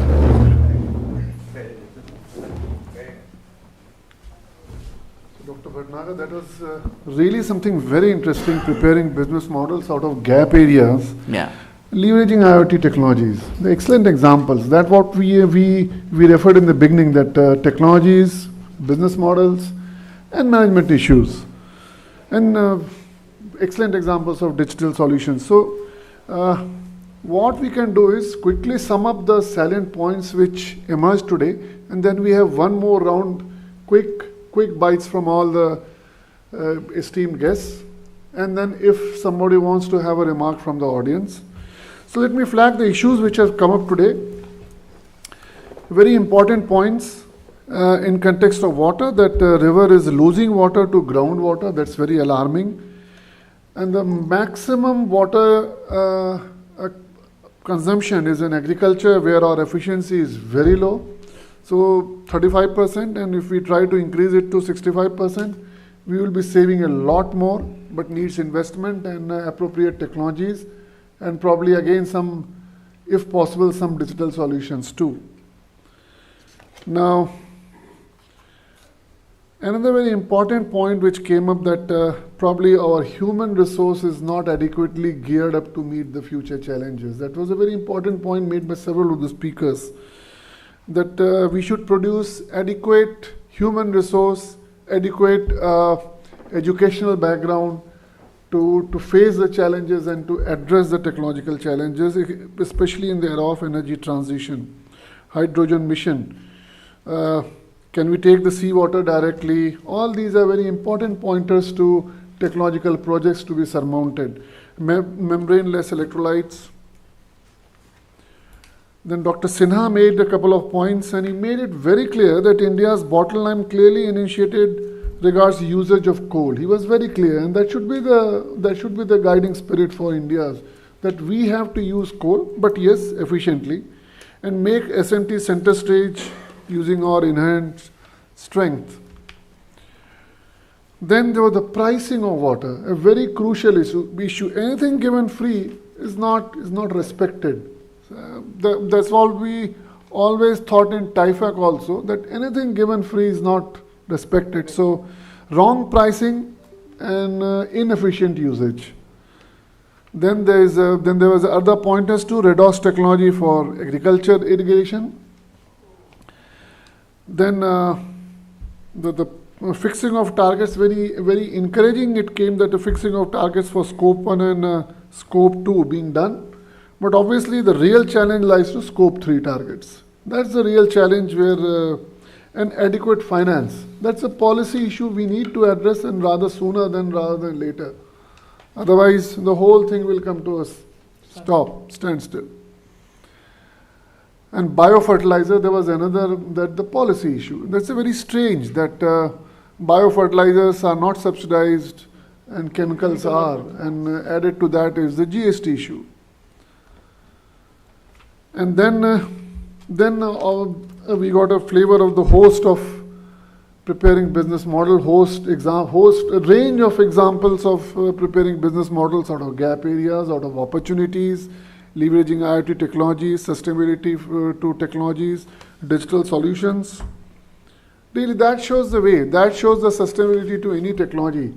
Now, can we have a quick, as we earlier mentioned, can we have a quick round where we flag certain technological areas or business models or management issues, and then we can quickly go to audience also if they can have a, yes, please, sir. Thank you. I think a couple of points which are important, and somehow I didn't touch upon those. We need to really understand where we go from here, what we are doing, the way we are managing water. I've been thinking a lot on this. You cannot manage a thing where if you don't have the control in your hand. Who's the paymaster? Now that is where, if we think in terms of our system, district is the level where all the programs converge. And one of the major issue of water resource in India is that we keep on saying, yes, integrated solutions, integration, but there's no integration. So how to have this integration happen? I feel that the convergence of programs and to look at their implications can only be done at that, find out that what is the available, can we now is win this. Now, whatever our demand management you want to do, you implement at that level. From the Water Resources Minister that we have, which is the existing demand, or yes, you need to regulate all these systems, how the systems are behaving. Since they are dynamic systems, you might have to change the rules and regulations from year to year. If it's a good year, you might have to allow them some more benefits or usage. If it's a bad year, you'll have to check that, and that the census can do a wonderful job there. And I feel that engagement of the stakeholders is the only key. By putting the higher price of the water might not serve the purpose, because ultimately it has to reflect somewhere. Your commodities will be more expensive, and that is what we have seen in the case of farmers. Even with the present free electricity and free water, still they are not able to survive. What will happen to them? So I feel all these things, you have to have dynamic system, you have to have a control, you have to have rules and regulations by which you can allow the district level person and let him converge all these policies which are banking on the same common resource. That is not what is happening. So it is doable now, and we should make it implemented. Thank you much. Thank you, Dr. Gosai. Dr. Sinha, please. I have something to say on the integration of technologies. What we are doing, that we have solar PV cells installed, and below that solar PV cell we circulate water, so that the infrared part of the solar radiation, which does not convert into electricity, are utilized for the heating of the water. And this water we use for multiple purpose. In the winter session, we use this water for the heating of our biodigester. Biodigester optimum temperature is 29 degrees centigrade. In winter time it goes down and the production of gas reduces. So in the winter time, the hot water helps us in maintaining the temperature. And then the slurry which is coming out from the digester is not used as a fertilizer, but it is a good feed for fisheries. So by that way, we make our plant viable, and one model is working in a village near Balia district also. So that is what I have to add, that if you integrate different things, it may become viable also. Dr. Dhawan, please. Yeah, well, I'll just touch upon one point, and that is of human resource. And I also mentioned that as a country, perhaps it's also our responsibility to train people in new technologies. It's also important that we touch upon long-term research projects. It's not PhD-oriented research, it should be research which is for public goods. So for example, let's think of setting up a center of excellence in various fields. So, and also it is the entire LCA that how it's going to impact other things. So establishing center of excellence, LCA analysis of every technology, and because it's the trained manpower, otherwise people will discard the technology if they fail once. The other point I want to touch upon, and Rishi rightly mentioned, use of new technologies. Because whether it is agriculture, like drones, they can give you data on what is being cultivated, how much area is under cultivation of a particular crop at the sowing stage itself, so that farmer knows what to sow and how to take care of it. And similarly, when we are talking of new fertilizers which are now going to come up, nano-based fertilizers, where it is going to be spray on the leaves. So drones are going to play an important role. So we really have to look into how we are going to take care and ensure that these are available to the farmer. And I never said that price of water should go up for agriculture. It is that the farmers should be discouraged to grow the crops where there is too much of pressure. Otherwise, it becomes virtual flow of water. You are exporting rice, but you are actually exporting tons and tons of water. So that is what needs to be avoided. Thank you. In fact, let me just mention it here that TIFAC has recently used spatial data for estimating the biomass agriculture, agri-biomass residues, pan-India, every district, for 14 different crops towards their ultimate utilization and conversion to energy. Great. So I feel that should be done at the district level. Yeah. Let them decide that what cropping pattern they should Absolutely. adopt with their water availability. Absolutely. So I think that should be converging at that level, and if that happens, Yeah, then absolutely. the whole issue is taken care of. Absolutely. Sir, up. Yeah, I just wanted to, I have already said earlier. थोड़ा जल्दी कर दीजिएगा. I बस have to ठीक, go to the. I think We'll just wrap it up. To decarbonize our sector, as I said earlier, we have to have the different ministries on board. See, we are under actually the MOPNG, Ministry of Petroleum and Natural Gas, but the ramifications for not being able to popularize the biofuels in our sector is mainly to do with certain policies where the other ministries are not on board. Maybe it's Ministry of Finance, or maybe your Ministry of Power when it goes to EV. So they have to be actually on board for these schemes to be successful. And secondly, when I was talking about biofuels, success depends upon the sustained supply of biomass. I think it's to do a lot with, ma'am was also saying that it's to do with economics. So I'm not asking from this forum that it should be free, some incentive, but the biggest challenge right now is to how to get an economic supply, because finally it has to compete with the fossil fuels. If those supply of biomass has to be on a higher scale without any grants, then those can never be popularized and be able to replace the fossil fuels. So I think these two aspects should be covered. Thank you. Thank you. Yeah, my last comment is, the involvement of private sector in such kind of initiatives, research. When you are going to do some research, involve private sector. When you are doing some kind of COE, involve private sector. Because we might be in a better position to make it affordable and accessible and take it to the masses. That's the only point which I like to make. Thank you. Sir.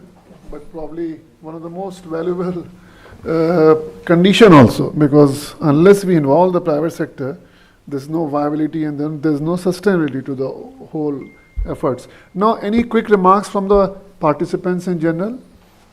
Anybody wanting to say something, or we wrap it up?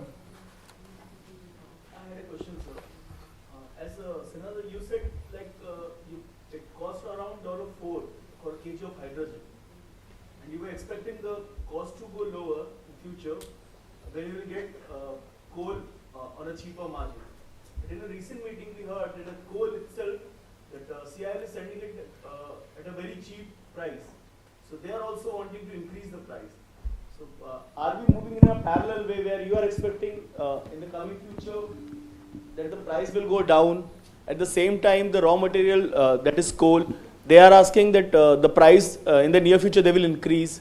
So actually, would it be anytime sustainable? The commercial method of producing hydrogen at present is steam reforming of natural gas or naphtha. Iocl people are there, and the present cost is $1 per kg. So to become competitive, either some tax benefit or something, otherwise we have to bring down to $1, and that is the American. They have compared the two technologies, and the target is, international target is to bring it to $1 per kg, and the major cost will be that of electrolyzer as I analyze. So the target should be to reduce the cost of electrolyzer. Shall we wrap? Please.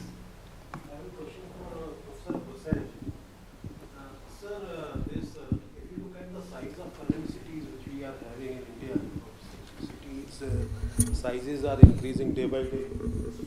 And if you look at the number of ponds which we earlier used to have in small cities, I remember every small kasbah item, we had a pond outside where, rainwater harvesting used to happen.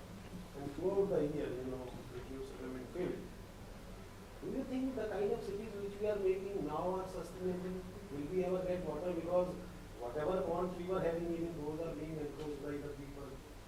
And so my point is, I don't see any water sustainability in these cities in future. Whatever discussion we may have. I live near a river. I live at Rajiv. Indian river is just 200 meters away from my place. And my everyday worry is, मेरे boring का पानी नीचे जा रहा है. तो last तक चला गया है, अब उसमें और मतलब river के पास ये हाल है. And cities boundaries are increasing like anything. Delhi's example is there. We go every day, crossing this Yamuna. Yamuna has literally become a nada. So my point is, my question is, we talk of sustainability, but we are doing just the because I have to catch a flight. Yeah, I think you are right. There is no two questions about what you have said. That's why we are, right now, the exercise we are doing, we are trying to look at the total water balance of Delhi. How much you have coming from the Yamuna and how much is exported from Ganga, how much you are using from the ground, and then look at where the levels are. Is the groundwater level has come to a level where it is already becoming waterlogged area? I mean, I have a case of GK2. Some of the houses are getting, their basements are getting waterlogged. And there's a case which I'm handling on the request of High Court. We have to really keep track of whatever man-made interventions you have done, what are the implications of that. And that's where the science has to be used. Yeah. That's where the monitoring has to be used. You are doing so much. Why the Yamuna has come to this stage? Because your sewerage network is not there, or if it is there, is not properly working, is not properly. My point was, oversizing is also creating a problem. Yeah. That's true, is all connected. And the revival of the water bodies is a very good requirement, where your water table will also be within, it'll get some recharge. And the other issues. So I think ultimately what you are saying is right, but you need to understand what you are doing to the system and then find a solution around. At least 75 ponds are now coming up as part of that. Yeah. But don't overdo it. So since some of the panel members have to leave urgently, let me wrap it up. And extremely privileged to have this very distinguished, highly distinguished panel of members here, and thankful to all the participants, TIFAC colleagues and colleagues from outside organizations to participate in this. And TIFAC has got very good pointers, very good points to take ahead, to formulate into major policy inputs, to prepare technology project proposals, and we sure will be working in the coming months on it. Thank you, sir. Thank you once again. Thank you. And sir, please do join us for lunch.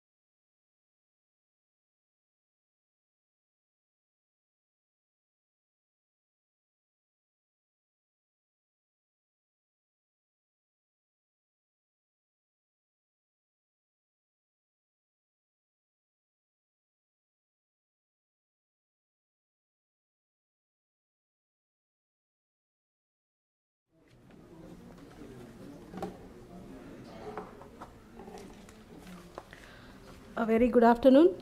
I welcome you all to the afternoon session of the Brainstorming Meet on Technology and Sustainability for Transforming India. So the fourth session and the last session for the day is on affordable and accessible education. With the rise of internet and the new technologies, a shift has happened in both school and higher education system. There is a large-scale adoption of online education globally, and the concept of traditional education system has been challenged. The entire world is now entering into a new era, the revolution of online education. The new education policy has recognized and anticipated the potential of online learning. During the pandemic period, our government has encouraged higher education institutions to switch over to the online mode to maintain continuity in education, while also promoting online learning through initiatives like Diksha, PM E-Vidya, and other schemes. Due to the pandemic disruptions, the online education programs have made education affordable, accessible. This gave birth to the no classroom concept. So for today's panel, we have with us eminent panelists. Let me invite them to the dais. We have with us Professor Subhashish Chaudhary, Director IIT Bombay, Dr. Sanjay Mishra, Scientist DBT, Dr. Sita Nayak, former Dean, Professor and Head, Department of Immunology, Sanjay Gandhi Postgraduate Institute of Medical Sciences, Dr. Neeraj Saxena, Advisor from the All India Council of Technical Education, AICTE. May I request the honorable panelists to join the dais?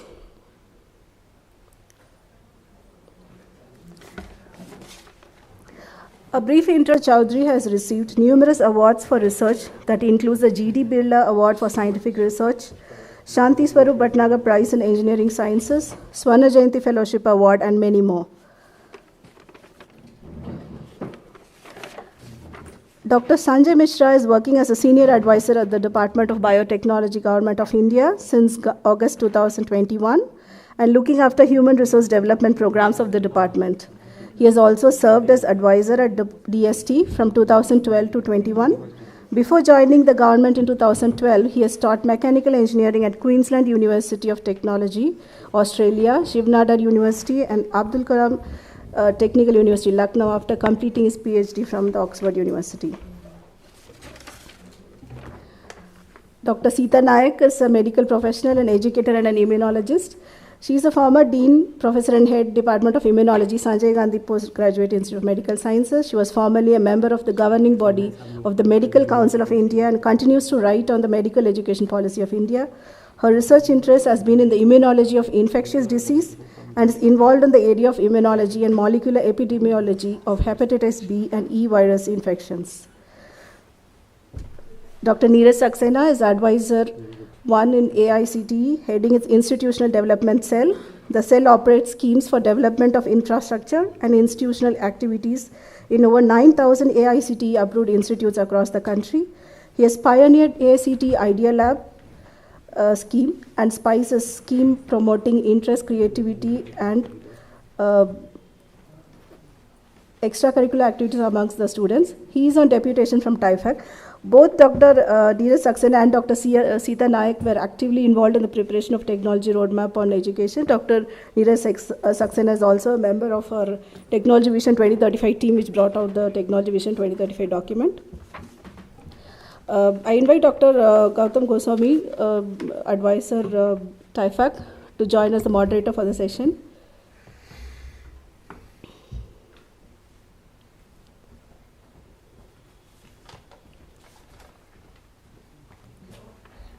I request Dr. Goswami to honor our panelists by offering them a token of appreciation.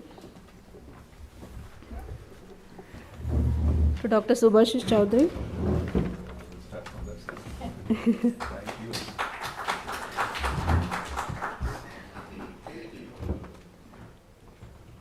We welcome you, sir. Dr. Sita Nayak.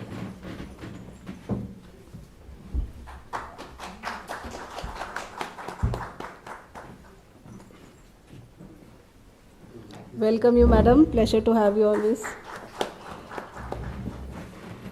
Dr. Sanjay Mishra ji.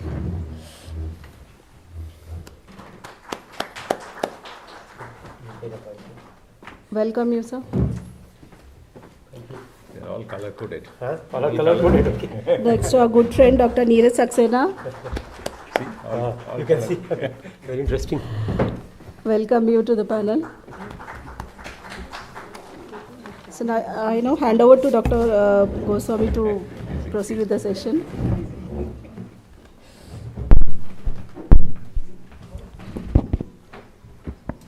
Good afternoon and welcome to the last but the most important session of these four out of the 4 sessions which we are deliberating last 2 days. Sustainability we always talking about, that is the main theme of our conference. But crux of sustainability comes from education itself. We thought that let us listen the other 3 sustainability pillars and then fine-tune with or rectify all the problems which we discussed today in other 3 sessions with the education system. Is there any need to change our education system to address those issues? All the 3 sessions brought out very nicely the action items, policy problems which need to be addressed. So, education system, the context is already to some extent built by my colleague Jansi, but this reminds me the Technology Vision 2035 education roadmap which when we are preparing, a lot of debates happened, but finally we did not realize that whatever the out-of-box thought process we were trying to capture in 2035 document, especially in education sector, which will be reality so soon. We are preparing for roadmap of 2035 in 2014 you can say, 13 you can say, started education roadmap. Preparing for 2035, what would be the deliverables in the education system. But pandemic has brought us, accelerated that, our thought process, and it is reality in 2021, 2020 per se. We are not prepared for that. In the document, we advocated that there will be no classroom concept, no brick and world. I mean, school will be brick and mortar kind of thing. We never thought of that education will be accessible from anywhere by anyone. We thought that it may take a long time. But if we see today, our vision was myopic in a way. We could not envision this part which is available in 5 years. What happened actually? Are we in right direction, or there are other dimensions on it? Yes, online platform has brought whole world in a single laptop, mobile, other gadgets.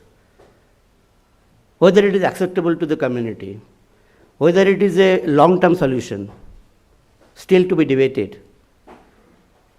We talk about online education system, still we are not fine-tuned about its online evaluation system. A lot of problems exist in that. I see a small boy, 1-year boy, he is getting educated through mobile telephone. It's fine. He did not to go out, but his behavior is changed.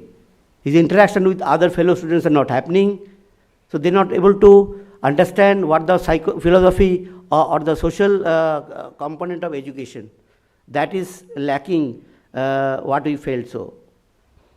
In terms of engineering, NPTEL has done a marvelous job.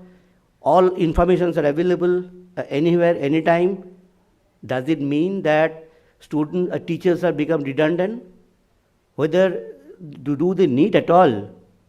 In our document, we advocated for flipped classroom. We thought that will take time, but it practically is happening that. Students are getting the information online. The problems are being discussed in the class now. Absolutely flipped classroom concept is done now.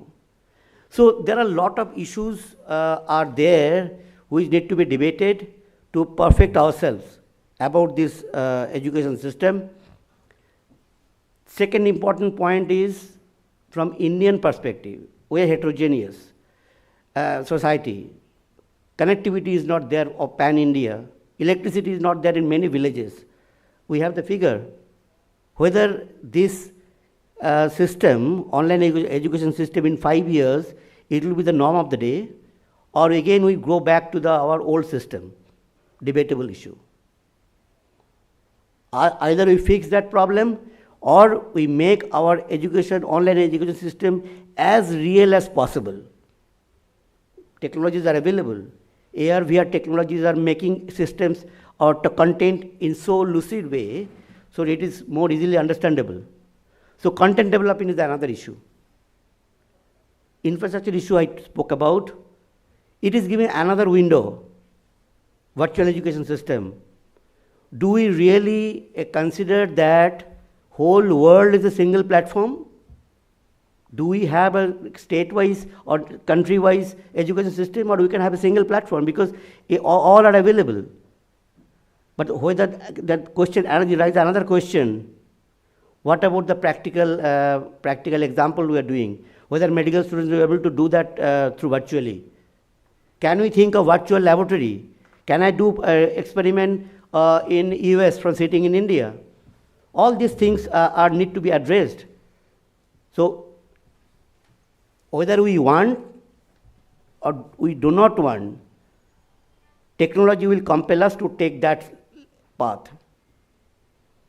So I am happy that our knowledgeable panelists are here today because Dr. Sita Nayak, Neeraj, me, we debated at Professor Varun Sani, who could not join today. He suddenly got COVID, but he was the main prime mover of our Technology Vision 2030 education document. So a lot of debate happened. So now let us open this discussion. What we have flagged issues for discussion in this 2-hour session. One is, let us discuss whether ubiquitous virtual education system is feasible in India at all. If so, what are the measures to be taken? Second, I already flagged whether India, entire world can be considered a single platform, knowledge platform. Third is the content development. How, with the help of technologies, content can be developed as clear as if we are sitting in a classroom.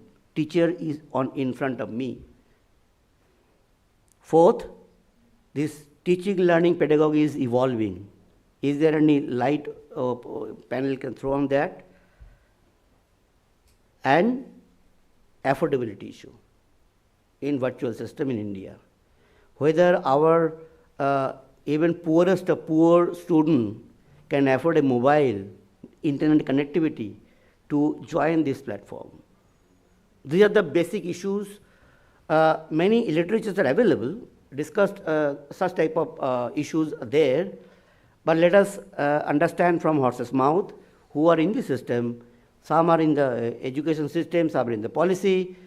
So let us understand that. Let me open this discussion. Probably first point is the feasibility of virtual education system in India or entire world in single platform. These are all some sort of a interconnected points. Content development delivery, yes, it is a different content altogether because different technology will be used. But let us address the first two issues. 5 minutes each to talk about, and then we will go to the next questions. Sir, Professor Chaudhary, can we start with you? Thank you, Dr. Goswami. First of all, thank you to TIFAC for inviting me to this August gathering. I think it's very timely because this is also a time when we have NEP, which has been accepted, and we have this online education that we are talking about. You have to look at probably, let's wind back to something like some 2020, around March of that, when actually the pandemic started and put up real, I think, break to the entire nation. And let's concentrate only on the education sector right now. So At that point, when we at IIT Bombay were looking at what to do, of course, COVID, we are not doctors, and even the doctors were not sure what is this COVID thing, okay, and what is the level of uncertainty. But, I mean, at our point, we are looking at what is the uncertainty, okay, and that happens because of COVID. And the first thing that we needed to do is to minimize the uncertainty, because as you know, the IIT Bombay, we get the best of the students, their career, everything at stake, as well as our research and other activities. So when we try to look at, what are the things that we took stock at that point? One is the availability of the internet, okay, because this is finally the delivery mechanism. Yeah. Thankfully, I think India probably offers the cheapest, or if not the cheapest, maybe one of the cheapest data rate that we can get, okay, thanks to all the service providers. We could actually see that this is a proposition that we should go for online education, virtual education. It is indeed feasible, right? So if not, supposing you charge quite a bit, like supposing you look at like when you go for roaming and how much, the amount you pay, or maybe you, go back about 10, 15 years, I mean, of course, it would have been ruled out, okay? Nothing we could have done. Secondly, so we realize, yes, we could leverage this because in general you have that, okay, the internet. Next question is that, internet is a medium through which you are reaching out to your students and others. But finally at the dead end, you need systems, okay, that they should be able to do it. And, India is not only the diverse, but there is a big divide also on the, the economic side, and many of them did not have that kind of thing. So we had to arrange for all students and others so that you have at their end, if somebody doesn't have any laptop or anything, we try to do that, okay? So that we did not want to leave anybody, out.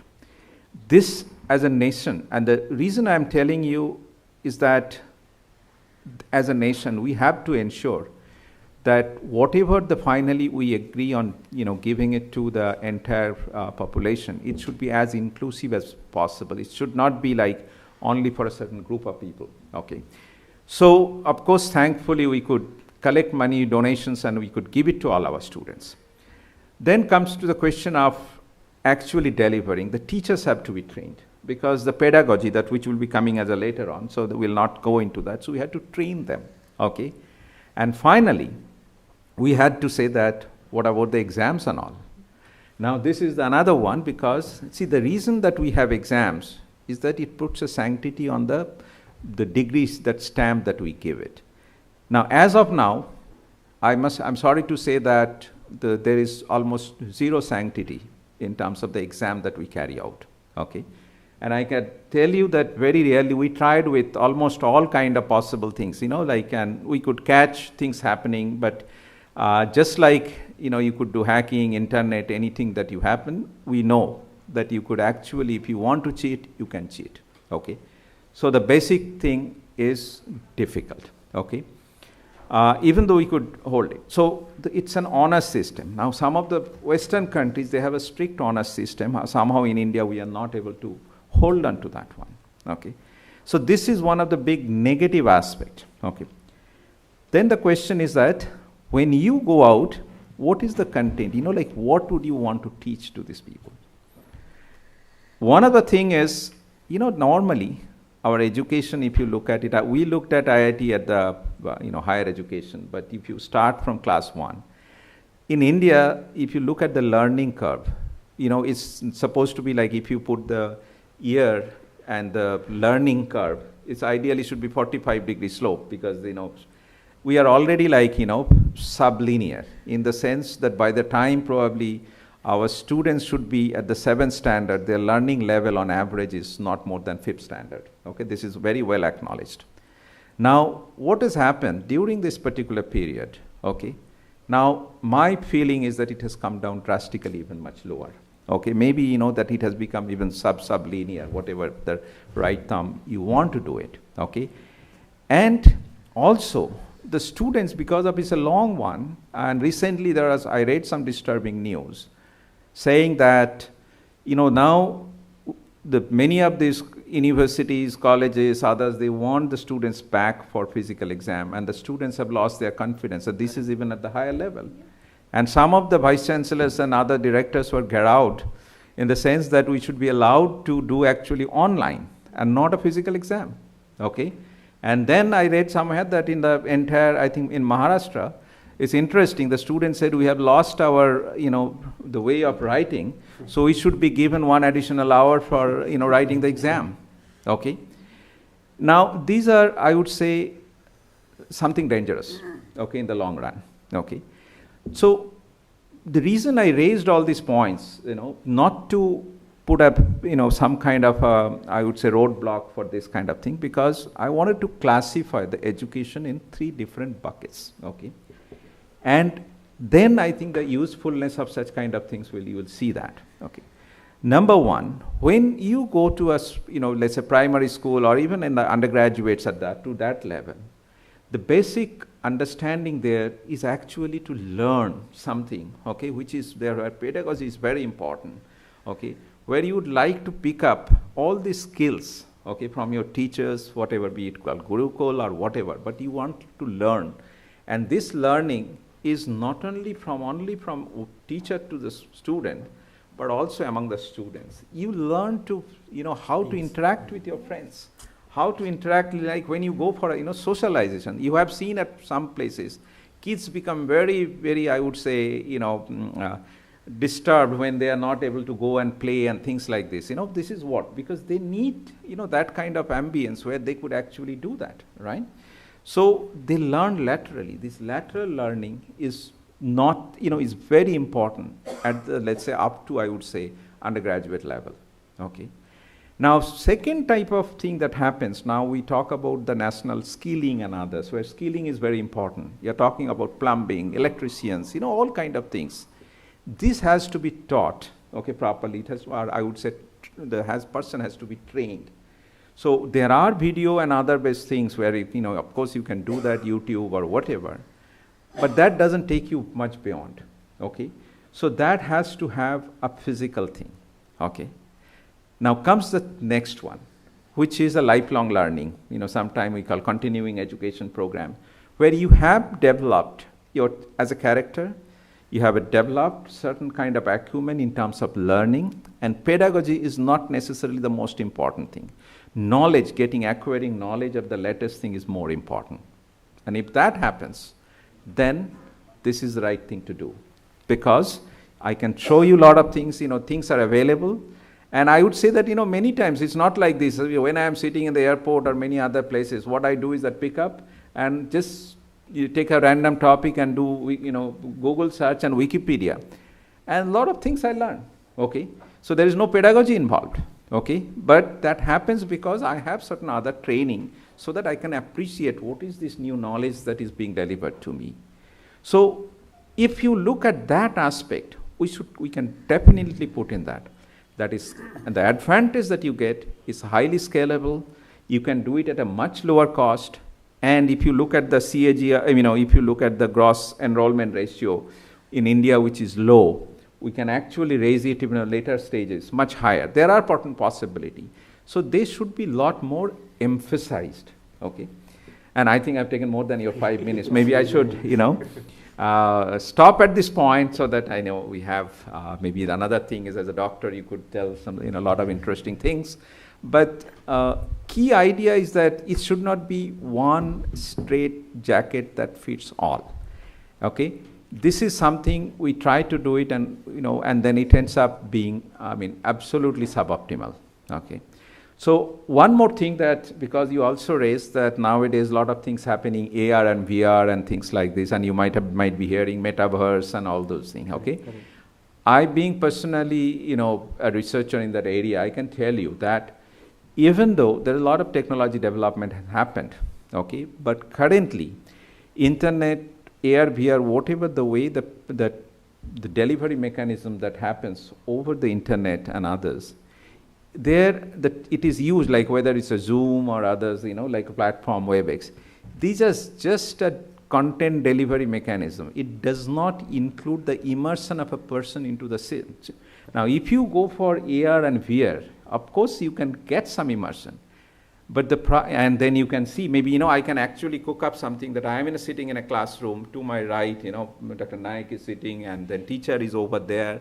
I can possibly tickle somebody. Even I work on haptics. I can do that. I can develop it. No problem. Okay. So it will be as real as possible.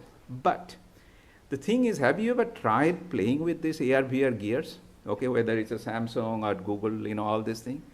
5 minutes, you'll be dead tired. Your eyes would be hurting.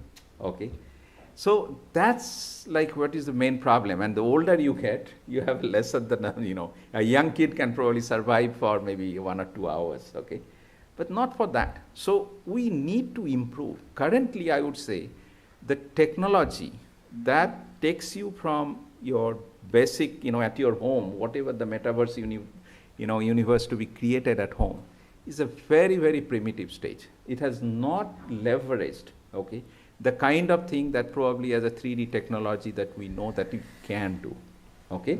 There is a price for that. There's a big price for that, but it is possible, okay?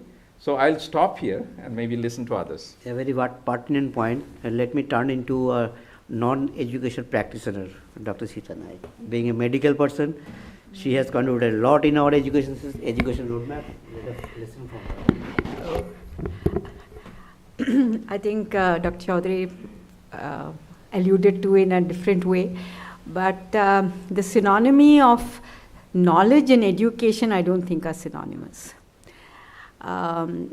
Basically what we are doing through all these alternate systems we have evolved is trying to pass on information and knowledge, and that is dependent totally on the motivation of the receiver.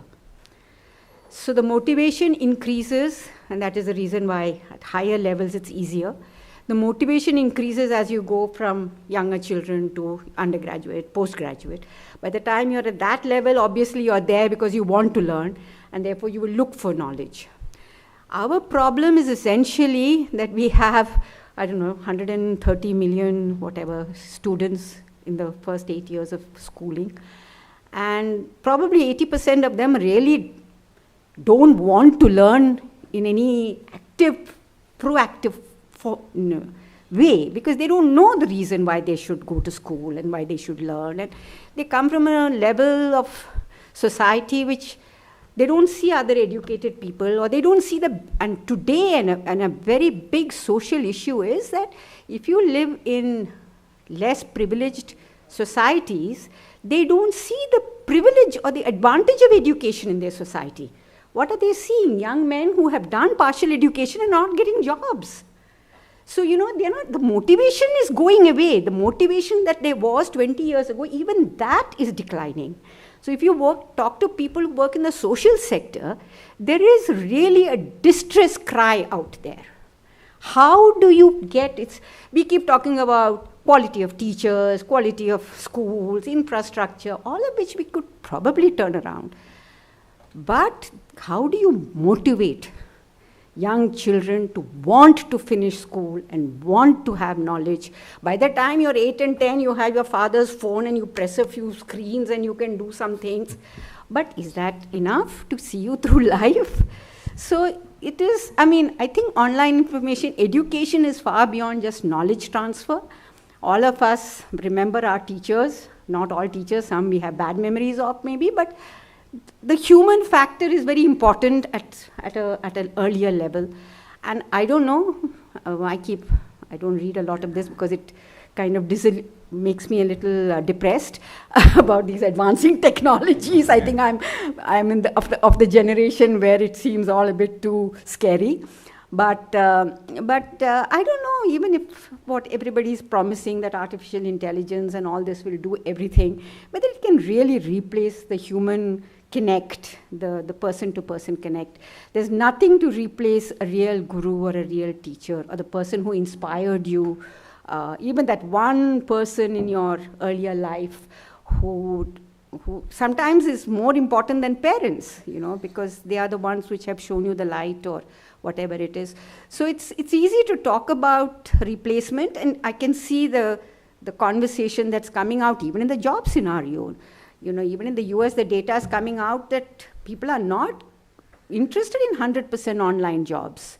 It is depressing, you know. I mean, so the emotional toll of 2 years of online schooling, I think, is just coming into the public domain. People are now started publishing data. There is charcha in the chatter in the ecosystem. There is huge amounts of psychological impact of total online schooling, online learning. So that what you were referring to, that connect at undergraduate and school level, lateral learning, lateral connect, that is very important as part of the education system. So I don't think technology can provide 100% answers. I mean, replace schooling in a completely, yes. Reinforcement, connectivity can introduce, fill in large gaps because we don't have teachers of equal quality everywhere. And how intelligently you can implement that and put it into effect will actually be what defines how well this gets rolled out. Because if it doesn't work well, then there will be a total rejection by society. Today, 5 cases go up in Delhi, parents are asking for, hybrid model again. I mean, there's been a paranoia set up by the press and the television and the whole society about the whole business. Let's accept that we are going to live with COVID. And therefore, we cannot take children away from school. A little thing about medical education. In medical education, it is tough. Because that human connect is far more, whatever people find deficiency with the medical education is because even before this technology and internet and this kind of COVID-related or pre-COVID issues that have come up, medical education has moved away from human education to more of a bench side room. When I was a medical student, we used to take ward rounds with our bosses, and the prof used to talk to every patient in the ward. We went to a general hospital down the road from here. So they talked about their family, whatever. He was going to die, the prof will tell him about his outlook and call his family and talk to them. Everything was part of that education. But with this numbers game, we need so many hospitals, we need so many medical colleges. It's become very different. Even case studies are done in side rooms. One patient is brought in a wheelchair, and the prof talks to only that one patient. So in your whole 3 years, you may have seen some 15 patients, one of each disease. So already the human training had gone downhill over the last 20, 30 years. I don't think it can be replaced by, I don't know, maybe I'm a pessimist. I hope artificial intelligence does not replace the human. I'm not looking, at least I won't, I'm not alive to see that day. That's all I can say. But every time I read these stories, I get very scared. Maybe AI will keep you alive. Please, no. Thank you. Yeah. So I think technology is fantastic. I've been involved as part of during my days in SUPGI with the telemedicine program and how it has spread over the country and teaching through. So it has its place, and it can do a lot of things. It can do a lot of training. But we have to recognize where we can use its strength.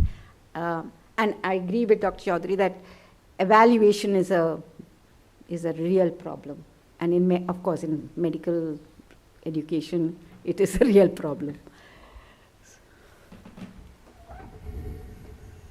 Thank you, ma'am, for your good thoughts. Mixed response for online versus traditional education system. We are enriched by, this panel is enriched by the presence of our chairman and former director, IIT Bombay, Professor Deva Khakkar. We welcome you, sir. Just to bring you on board that still now we heard Professor Chaudhary and Dr. Sita Nayak.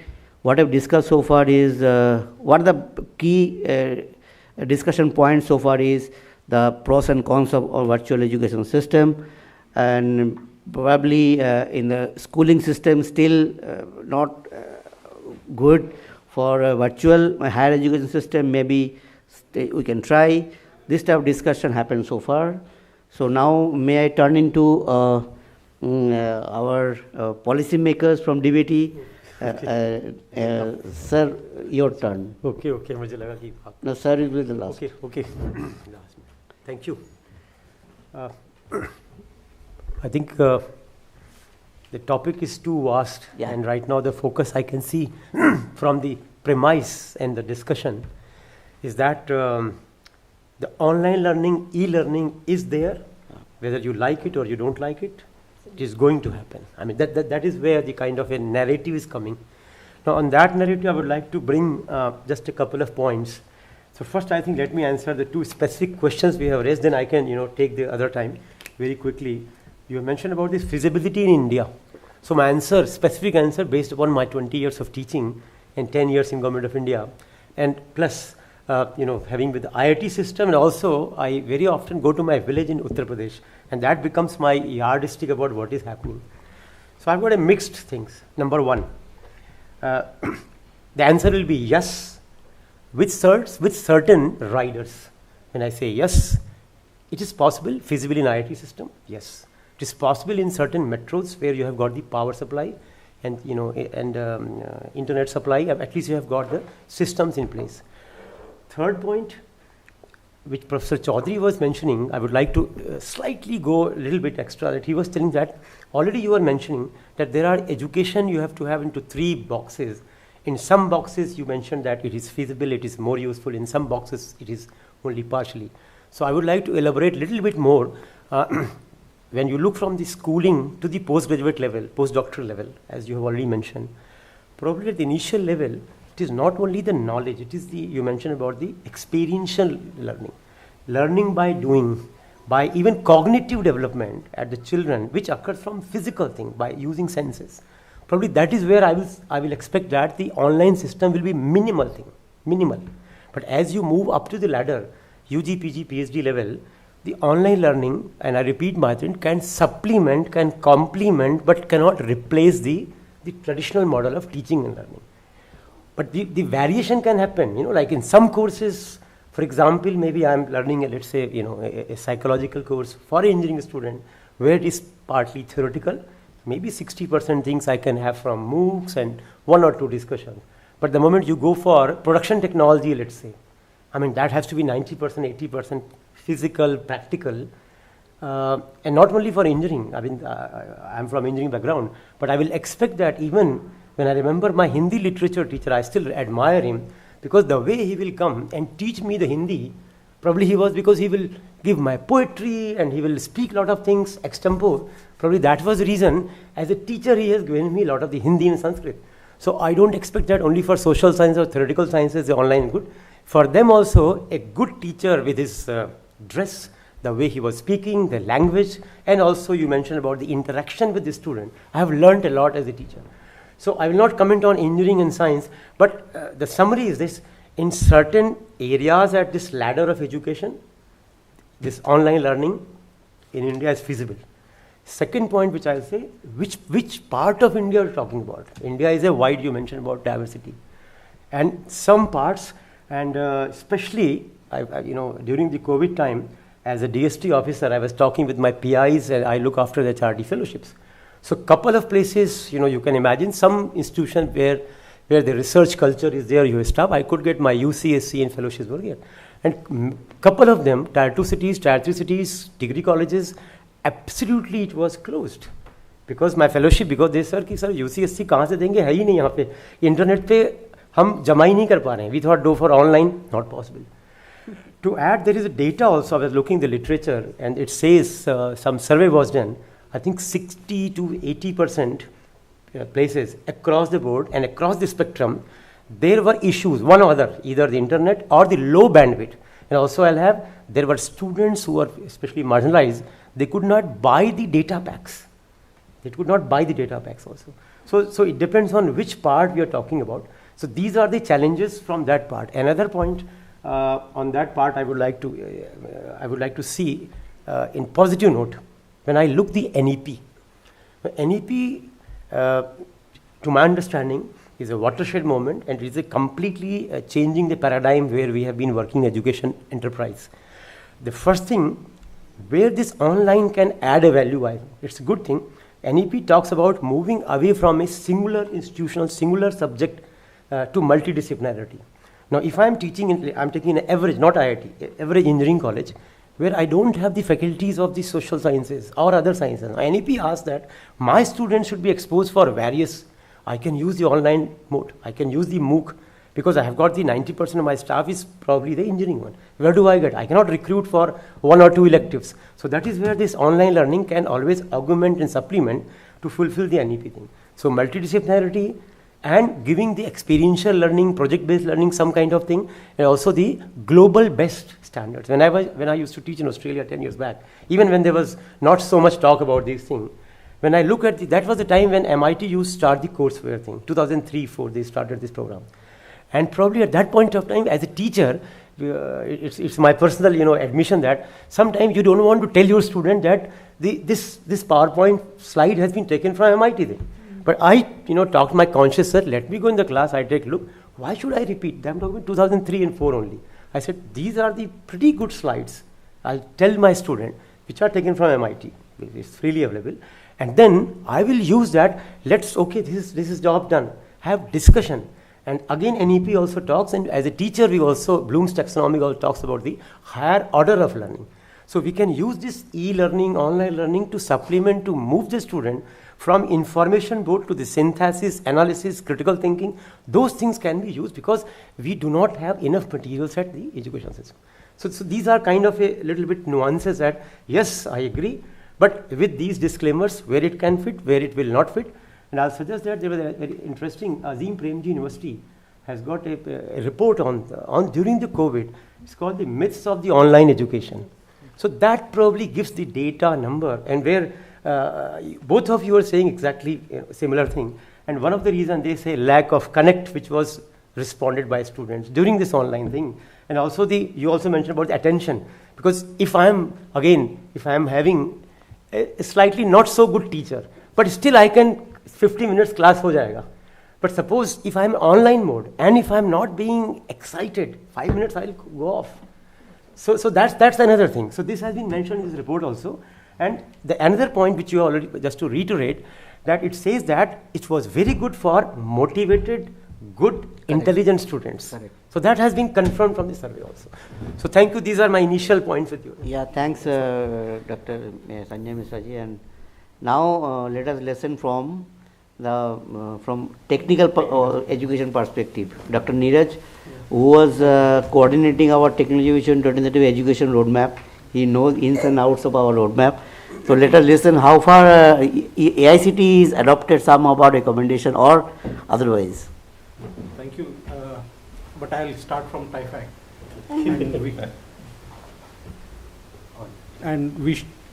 I'm extremely proud that it was TIFAC who first talked about online learning. Yes. We first shared this concept, demonstrated it in a public platform. That was in 2004. It was just after MIT course came out. Yeah. So we gave a presentation to Dr. Kalam, and some of the directors of NITs and IITs were also called there, and there was discussion, and the bone of contention was credit transfer, which is now taken away now. So online is the thing of future, and again I'm very happy that we did it 15 years back. So one of the changes which I foresee with the arrival of online learning and acceptance is that it is not knowledge which is going to be the currency of academic institutions, but experience.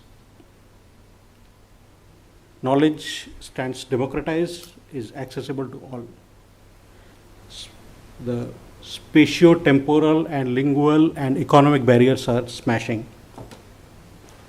So what will draw learners to the institutions is experiential learning and we will see academic institutions and its systems and subsystems being transformed to this reality, as the expectation will change for experience.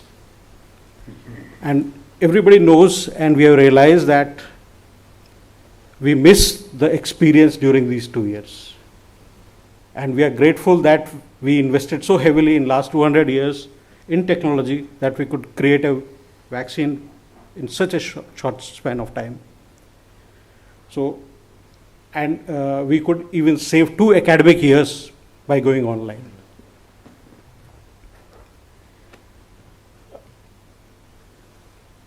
There is a difference between education and learning.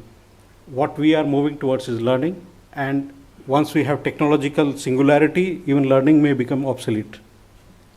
So education is corrective, prescriptive, and restrictive, whereas learning has to be adaptive, personalized, and purpose. So that's app learning.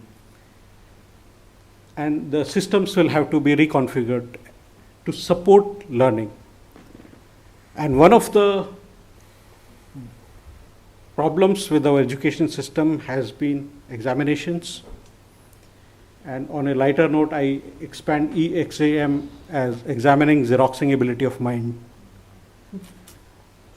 And there was in the 2 years, we had a race how to stop students from copying, but there was no intent to improve the quality of answers. We somehow managed the 2 years.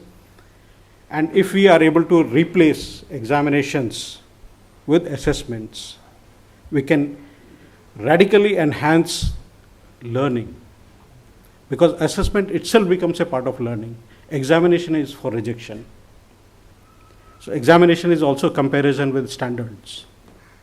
So that is a dangerous thing when we do examination of learners or students.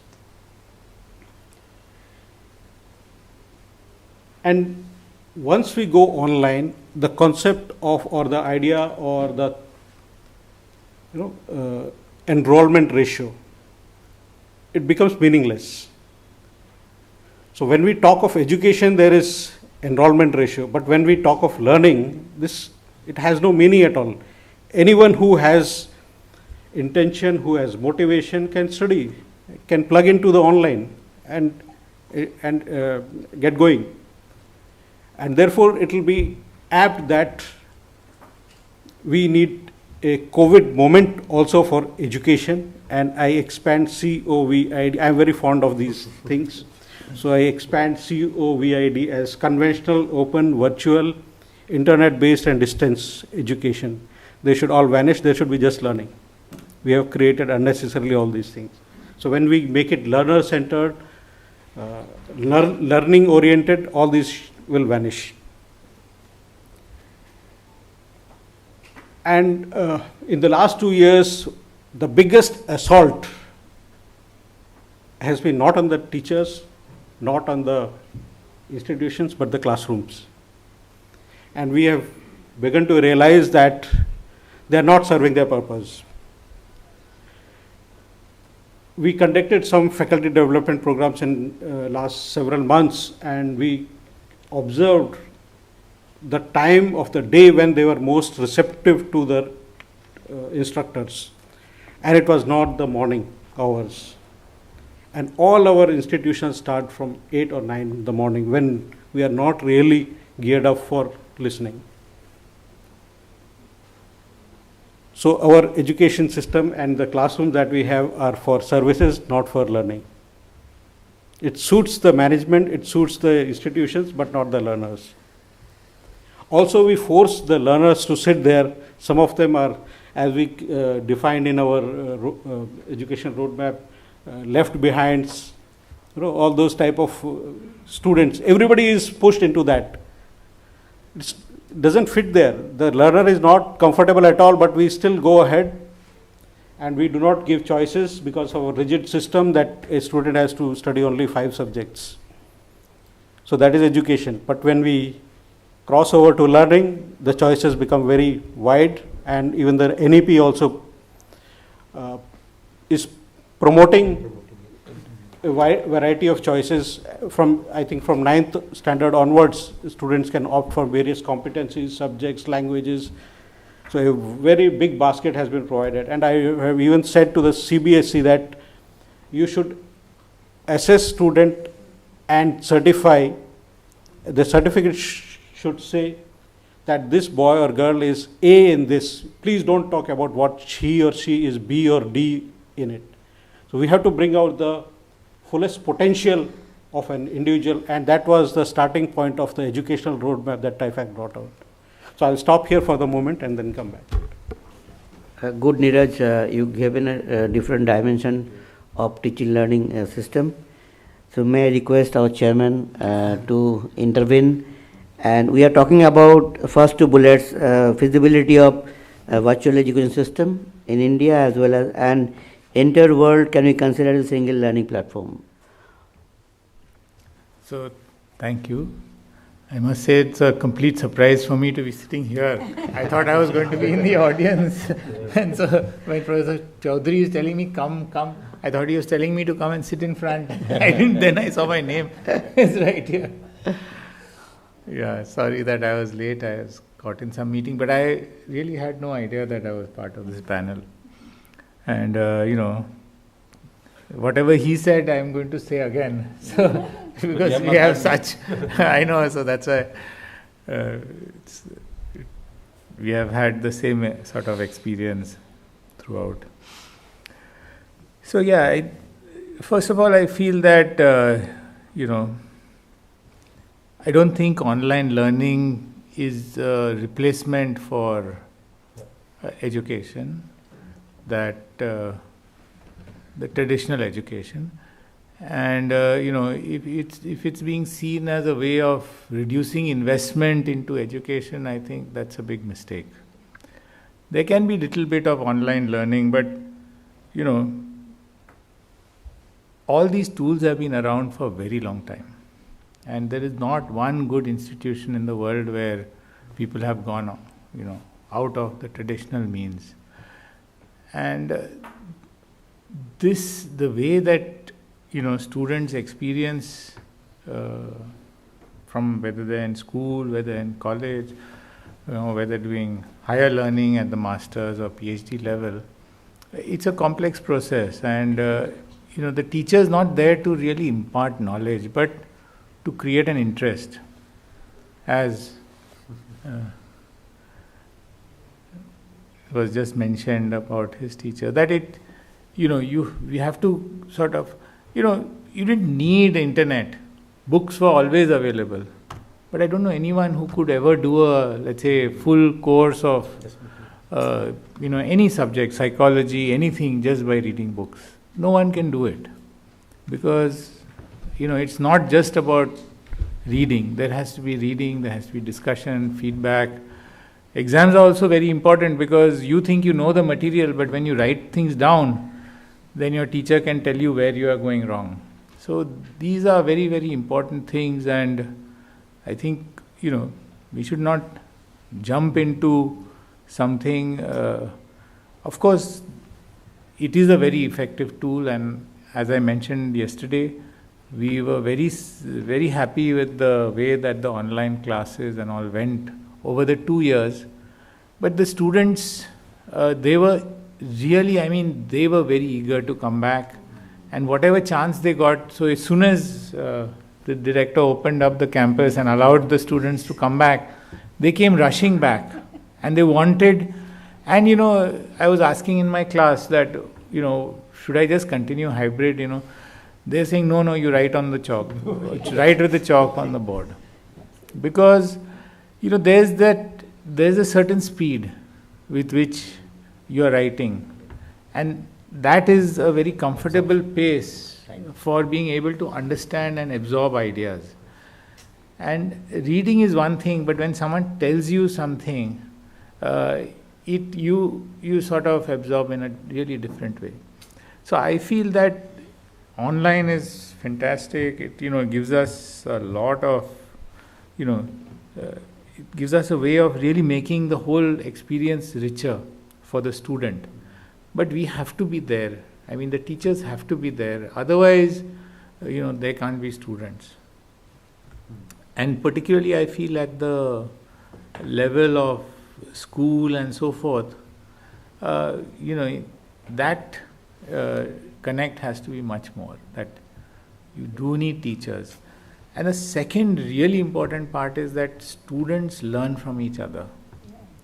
There is a constant interaction between students where, when they are together, when they are being given certain tasks to do and so forth, they work together, they discuss with each other, they may complain, they may, bitterly complain about all the things that, but even that is an exchange which sort of helps them to understand, helps them to realize what is important, what is not so important and so forth.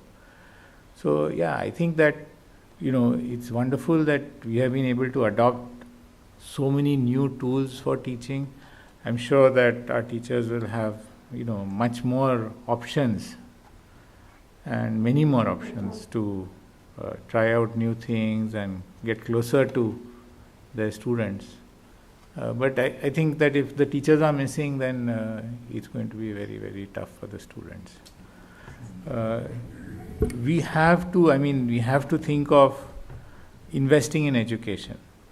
When we look at successful economies, the investment in education is maybe 20 to 30% of the annual budget goes into education. That is what brings the countries up. There is no shortcut, and there is no other way out. So that investment is absolutely essential. And if you want to do online also, that's going to require even greater investment, not less. So this is what my thinking is, and certainly it's something very, very important that we do invest and make sort of opportunities open for a much wider range of students. May I add one thing? I don't think there is any question that technology will not stand up and meet the expectations, or it will not in future develop, and maybe with time we will bridge the gaps in bandwidth and accessibility in less.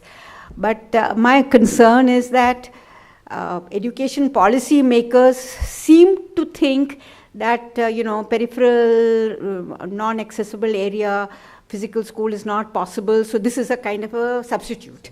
And that, I think, is a dangerous route to take, because then I have a personal friend, they run a fantastic organization called 16,000 Feet. You can look it up on Google. A husband-wife team who have gone up to Ladakh and set up schools in all those remote places, 14,000, 13,000 feet through winter snow. They run those schools, they have motivated the teachers, they had local support from the administration. And now because of their work, they've been invited, and Sikkim government is setting up their schools, physical schools, in places where they have never seen physical schools. This, I'm a little scared that policymakers may take a shield that, e-learning is available everywhere, and I don't think much learning will take place only through the e-route. So we do need hybrid, and teachers for every subject is not available. You can get some additional support, but you cannot substitute, at least for early years of learning. First 8 classes, definitely. Let me add another thing that what Professor Kakkar was saying, on this. See, there is a need for this because you want to say that you want to scale up education, you want to reach, okay? And this is happening because, see, normally, we are never looking education as a part of our economy, okay? Because there is no tangible output, you are not able to quantify what is the contribution to our GDP in terms of this, what is happening to our educational, whatever the expenses. Because you look at the input side, we are saying, NEP says 6% to be spent from the government or others. But, I understand it's difficult to quantify what is the contribution from the, the output of the schooling and others, college. But I'll give you from a different perspective if you look at it, and you can see the value of it. In, let's say, certain European countries as well as US and many other places, roughly 7 to 8% of the working people are actually engaged in educational activities in terms of their job actually is related to education. Okay. Whereas if you look at in US, okay, typically the people who are into agriculture, okay, which is about 1.5%, okay, and which contributes about, roughly, of course, they contribute a lot more than what you are doing from, let's say, 1860 or something, where there were like 40% of them were engaged in agriculture. India is about 40% of our people, the people are at workforce in agriculture, okay, which is definitely is a big one, and their purchasing power may be much lower, definitely. But the issue is that if you look at what is the number of people, like our workforce in education sector is still about 6%, right? So if we are not saying we have less number of faculty members, because it's over the population. So if they can have, like, the US and others, where there is so many excess things that they have created over, it's probably that you have to bring in certain kind of efficiency into the system, the delivery mechanism, using the physical mode and others, and of course we can leverage on all this new technology. So there is enough number of people who are engaged in this activity. Just push it up a little bit more, and I think we can do a lot more, okay, because there is this thing. And my request is that we should not look at that purely it is an expense account and it doesn't add up to our GDP or something like that. Wonderful discussion, but one point what I felt during this lockdown, because my wife is also a teacher, my son, when he was in Delhi, he also take classes in first year, second year physics. What I could see, he's taking classes for 200 students were there. In physical class, one cannot take care 200 students class. There is a limitation for eye to eye contact and all. Here, individual student is connecting to the teacher's eye to eye. Whether this is an advantage? Give any positive point for this? No? When I'm talking about physical classes, 200 students, teacher connecting students, vis-a-vis online connecting students.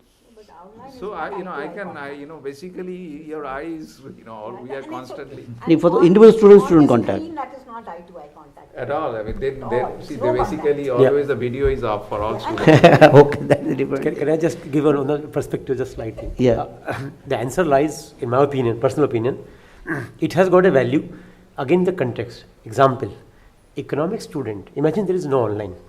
I can imagine that he will never listen Amar Sen's lecture. Last week only I could have the lecture in Chicago of our previous RBI governor, Raghu Rajan. Just he was taking the class and I could see on one particular thing. So the answer will be yes. Something which was completely missing, like I'm just saying Amar Sen and Raghu Rajan, and you can have these lectures online. So rather than having nothing, you have got things. But the second point, if I'm trying to build up a concept of, let's say, I'm again using simple bending moment, in a beam, no matter, because it's an online thing, unless the teacher comes and shows in the classroom that this is a beam, how it twists and bends and mechanical engineering, probably online will be very, very difficult to conceptualize it. So both have got probably the advantages and disadvantages. But again, I think that issue is related to motivation. You are inspired by Raghuram Rajan or Ramartya Sen, their name and their this thing. It's like standing in line to see Shah Rukh Khan. I mean, I wouldn't stand in this heat, but there'll be people who will stand in the heat to get his signature, I suppose. So, it is motivation. So at a higher level of education, I don't think these issues are difficult. The technology is there, the recipients are there, the transfer will take place because you're giving it to people who want it. But when you come the lower down in the system you go, it becomes a greater and a greater challenge. Yeah. And technology cannot provide all the answers. It has to be hybrid, it has to be more intelligently delivered, and technology itself may have to adapt in more, I don't know, I'm sure times will come and there'll be 3D and whatever, virtual reality and all these wonderful things that we hear about. I don't know. Can I tell one story? We used to go and meet all our alumni everywhere. So we had once called a person called Andrew Ng, who's a very famous person. You might have heard of him also. He is the founder of this Coursera. Founder of Coursera. So he told a story, he says that so by then already Coursera, they had given up, that there's no chance that Coursera will become a university, and they were just now targeting industry and so forth. So he was just basically giving a talk, and he says, at each stage of technology, everyone said that, okay, now that we have this, we don't need universities anymore. So, he was just mentioning that, when the telegram came, then there were lots of things saying that, okay, now, why do students have to go to a university? The lecture notes can simply be telegraphed to everyone's house. And didn't happen. Then the radio came. So they said, oh wow, now why do you have to go? You can listen to the lecture on radio. Now we can put radio in every student's room and they can listen to the thing on radio. Then TV, wow, then you can even see them writing on the board, everything. Then PC came and there was, computer-based education, where, all you have to do is put a disk inside and there'll be a very nice lesson you can take and all that. Then internet came. So he says finally we come to the internet, but it's the same story that, it's like, it is there, it's a tool, but it's a tool. It just, no student can just use that tool and take care of everything that they need. But I think the crux in education is really that knowledge for knowledge's sake. I mean, I'm at my age, I'm still reading and I'm learning things. It's just for my own personal satisfaction. But a lot of the knowledge and transfer of knowledge is leading to some kind of utilization of that knowledge for social enhancement, national enhancement, but most importantly, for personal enhancement. Your job and what you do and how you earn a living and how you'll have a family and so on and so forth. So those aspects of how you are going to certify that knowledge and how the employer is going to evaluate your capability and your suitability of your knowledge situation for his use. These two things, I personally feel we are very far from reality. Most companies do not, IIT degree they may take, but most engineering degrees, I'm sure 80-90% of the engineering college, they will have another system of evaluating whether you're good enough for what they want. Or they will retrain you. TCS will take you and send you for 1 year of their own training program. They will not employ you. They'll say, oh, IIT acha hai, because that's a good degree to have, but you come and you learn with us. So, and in the other sectors, if you have a BSc in botany, believe me that, I don't know if there are people from agriculture, but no university will give you a job in a zoology department or in any other department. The new NEP tries to address those educational issues in their own way, but I'm not sure whether the employer is thinking of how they're going to deal with these. I'm sure in your own institutions, if you have a BTech in electrical engineering, you will not be allowed to join in mechanical engineering. We have all these silos. By and large. Yes. So there is a lot of other but things. It's a practical thing. Yeah, there are a lot of things. If you don't have an MBBS degree and then you have to teach people that medicine. No, MBBS but you see, if you're in certain jobs, in ICAR itself, you might have jobs which you don't need to have a botany degree. Right. But their job requirement will say BSc in botany. So then what do? You can't even apply. We need to, what I'm saying is education is linked to obviously knowledge, but also the utilization of that knowledge, and we have to bring down a lot of those issues in a more realistic fashion. In the West, that is not the issue, right? So that is they don't have those kinds of barriers. So the NEP trying to bring down the barriers alone is not enough. But I hope that NEP has started, and that will take some time. Because this is what Madam was saying. I come from biomedical engineering, and now you can imagine. Just the point is, in Australia, in my university, when I was teaching mechanical engineering, there was 2 doctors, MBBS orthopedic surgeons. They were employed in mechanical engineering department, school of engineering, and doctors, because they were working in biomedical on orthopedic implants. So university said, "नहीं, ऐसे collaboration नहीं होता. We pay you. You have to work here for 1 day." And they were very happy to come engineering because they said there's a lot of interface. Same in Cleveland Clinic also. I myself is engineering, and I used to teach MD orthopedics in Cleveland Clinic, 1 class on biomechanics. So, I mean, these things are possible. I'm very happy with NEP, at least gives the policy document. Yeah. Now the job of the universities and IITs and everybody to modify on NEP and start these things. No, I think at this, what she's saying is that, at the end, at the output level, you are still marked as stamped as X. So until the companies and the government agencies, because they are the biggest, one of the biggest. So once the NEP is rolled out in its full over the next many years, it's not going to happen overnight.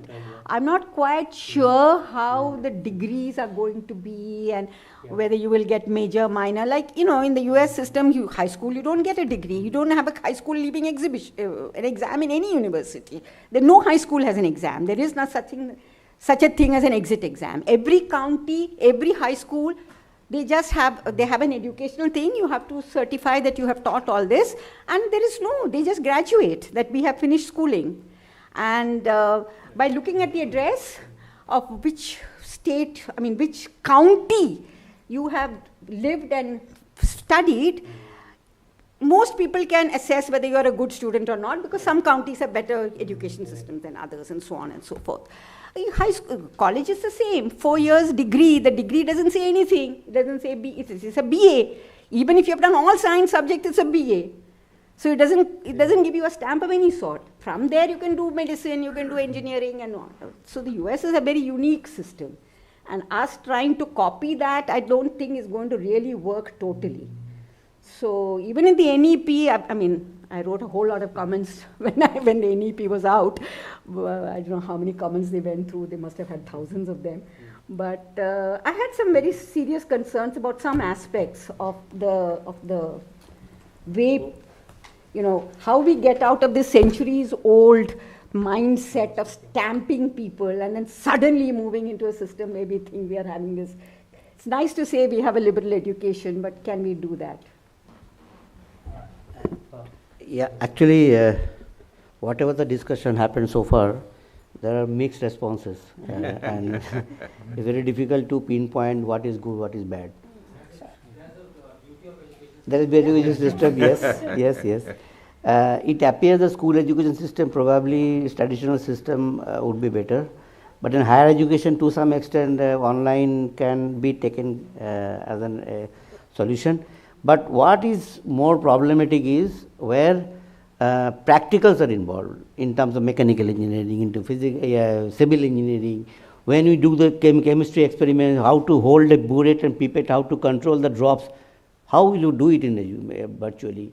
So these are the molecular biology and medical science. There are a lot of problems are there, but in other subjects where these are not there, probably online can be an alternative.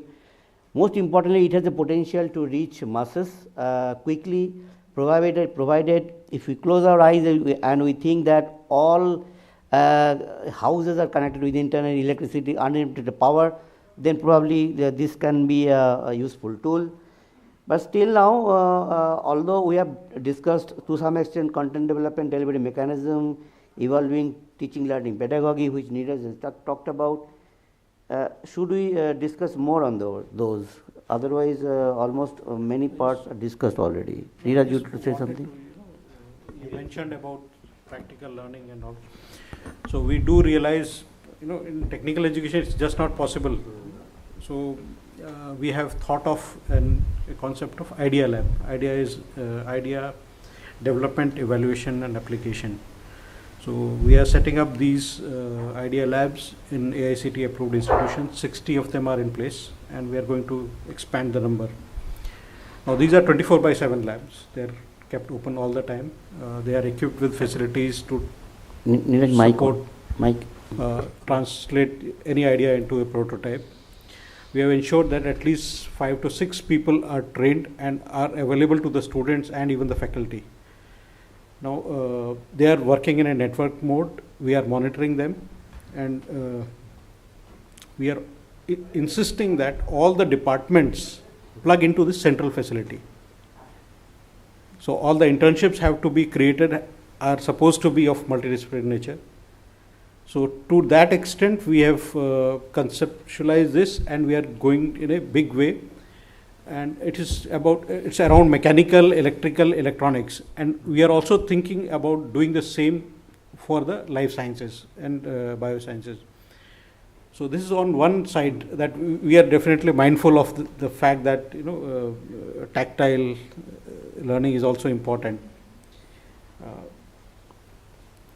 One more initiative that AICT is taking is to make education accessible. That is to take care of the people who are have some disabilities. So we are going to set up 15 to 20 centers, rather our own colleges. We are going to upgrade them as institutions which will offer accessible education. Per center we are going to invest about 5 crore rupees. So it will not be just setting up a facility there. It's not about empowering those persons, but also changing the mindset of the people there, the faculty, the staff, everyone. So that as a whole, that institution becomes a model for rest of the. So this is a big initiative that we are taking. And in fact, today is the last date for receipt of those. Accessibility. Accessibility. No, that is accessibility is one thing that is really to be taken care of, and I think. Sir, Professor Chaudhary, you mentioned about something about content development technologies, AR, VR, and it has its disadvantages as well. In 5 minutes, you will be bored or something like that. Can we discuss more on that? Because content development could be one of the triggering point for online education system acceptability.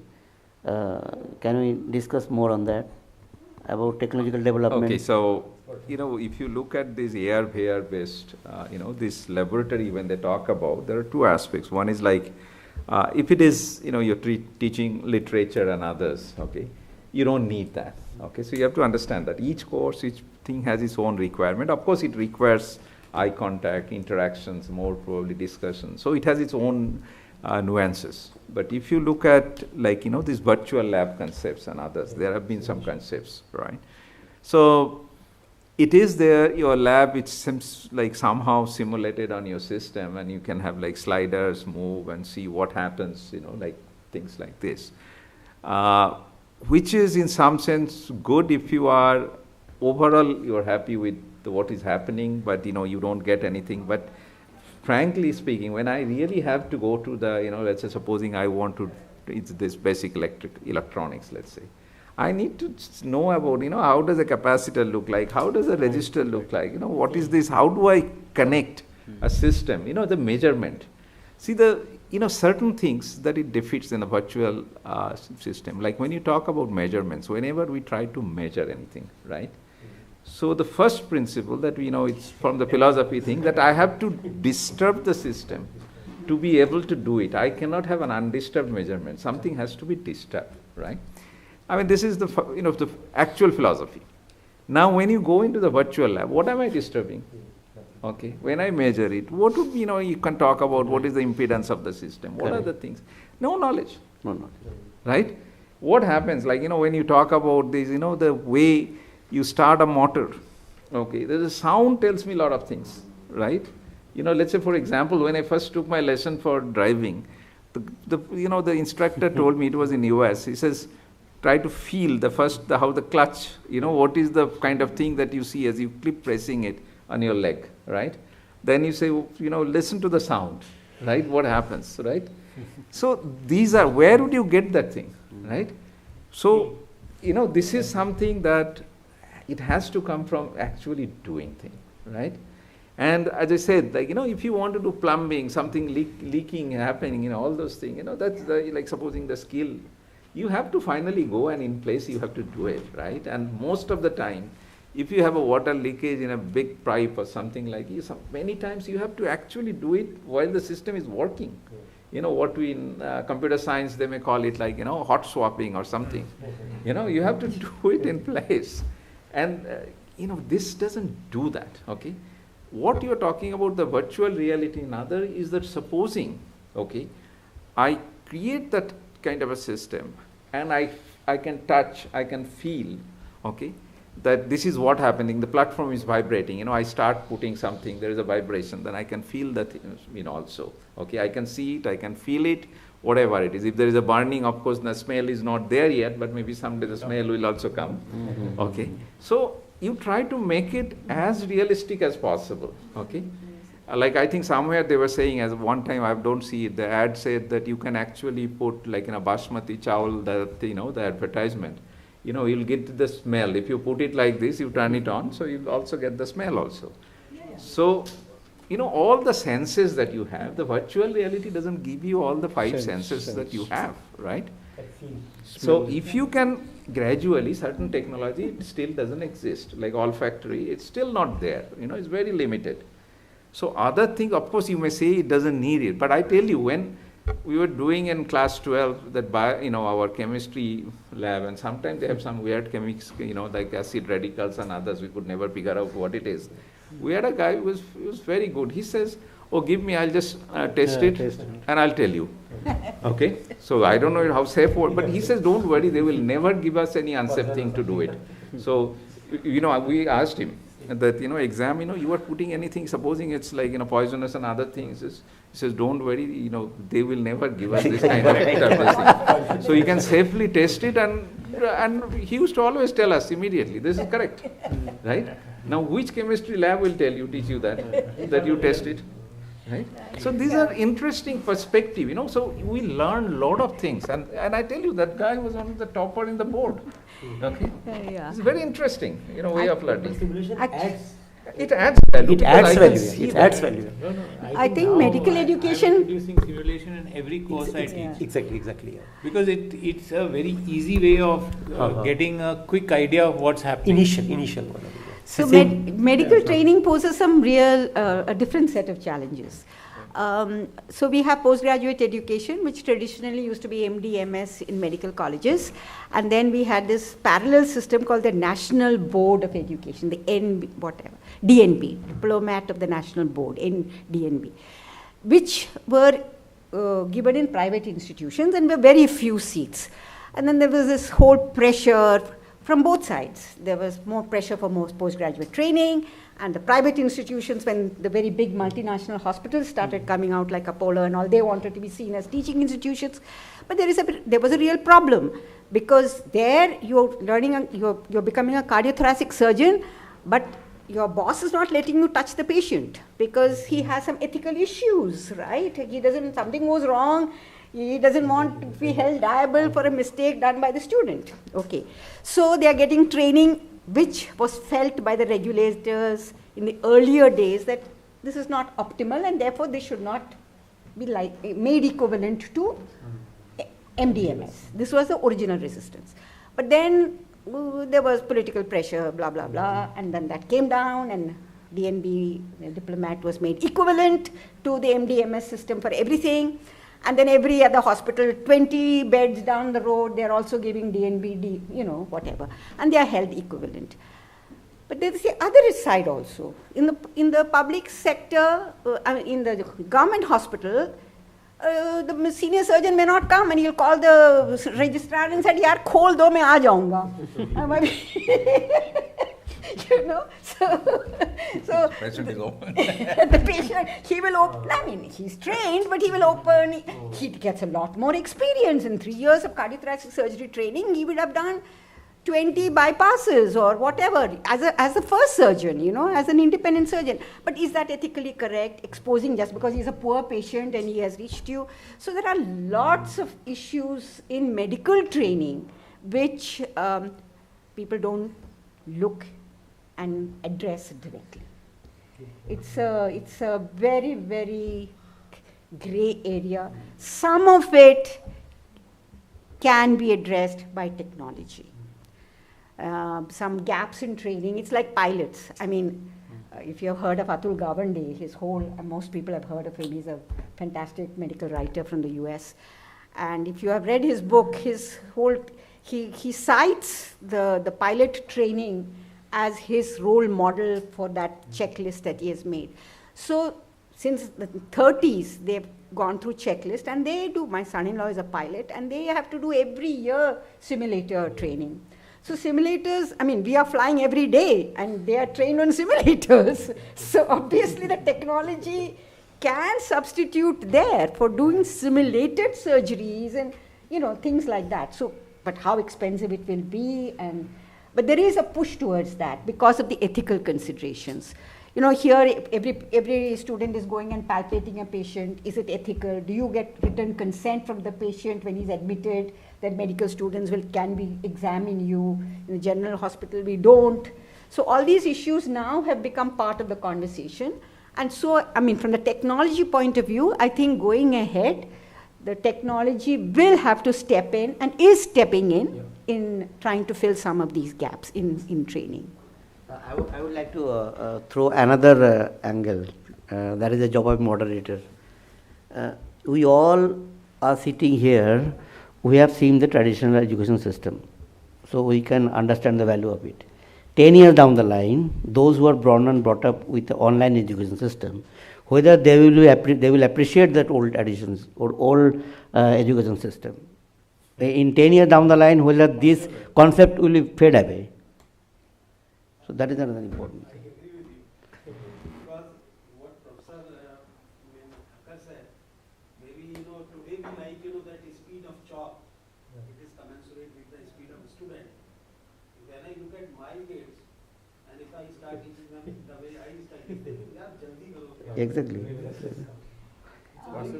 Sir, that can be also part of, you know, since we are trained into that kind of system, there is an inertia in leaving that. And like earlier system had its drawbacks. I come from the physics background. वो physics में atom का structure मुझे जब तक MSc में नहीं पहुंच गया खुद ही समझ में नहीं आया कि क्या पढ़ाया. Because today visualization is much more better on online. Absolutely. Of course. What point Veera said कि in initial years वो जो समय है जब वो learn नहीं करना चाहते, that time we send them to schools. So, main point is that, you know, we were taught certain concepts, say tissue culture, etc., when there was no interest. In 8th class, somebody was teaching, then you diverted your stream.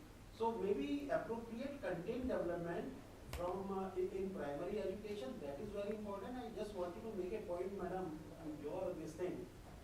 You know, this in initial years, you know, why do these kids take so much of interest into Amitabh Bachchan films and kind of things? I mean, whether he's a village kid or a smart kid, he's interested in cartoon, he learns a lot.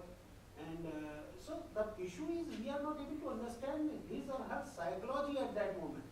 Maybe education imparting through those kind of tools, maybe by way of making, you know, scientific films, small films, you know, where they learn and then they are given formal education into different kind of things. Once I was listening to a lecture by Rajiv. So, Swadeshi kind of person. He was telling, you see, he was an IIT graduate, IIT Kanpur graduate. He was telling, I could never understand why the hell I am learning this A plus B whole square is equal to A square plus B square is plus 2AB. I never used this formula in my life at all. So maybe we are also teaching them at that level wrong things. That's why that interest is not getting generated. If we give in initial years, you know, the relevant education through interesting tools, maybe by way of making, you know, proper interesting cartoons, films. They should be scientific, not always Akbar, Birbal or those kind of things. You know, scientific content. It's already there. Yeah, it's already there. If you look at the literature of the online learning, they have coming with the games, actually, cartoons for learning. So there are, what you're talking, research has been done, and further, even in DST, we've got a cognitive science program. There has been projects which are where the educationists are taking the cognition of the learning, and that is how once those variables are taken out, they will have the tools also. So.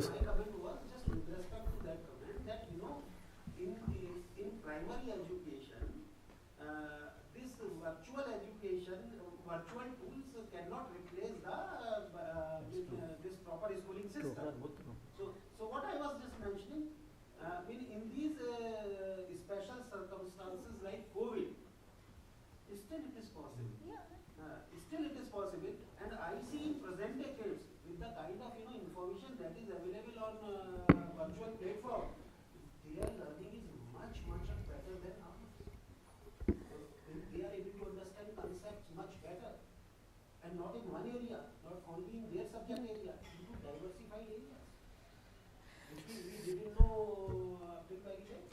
No, actually, if you look at, no, see, we have to understand that the kids and others, these are evolving things.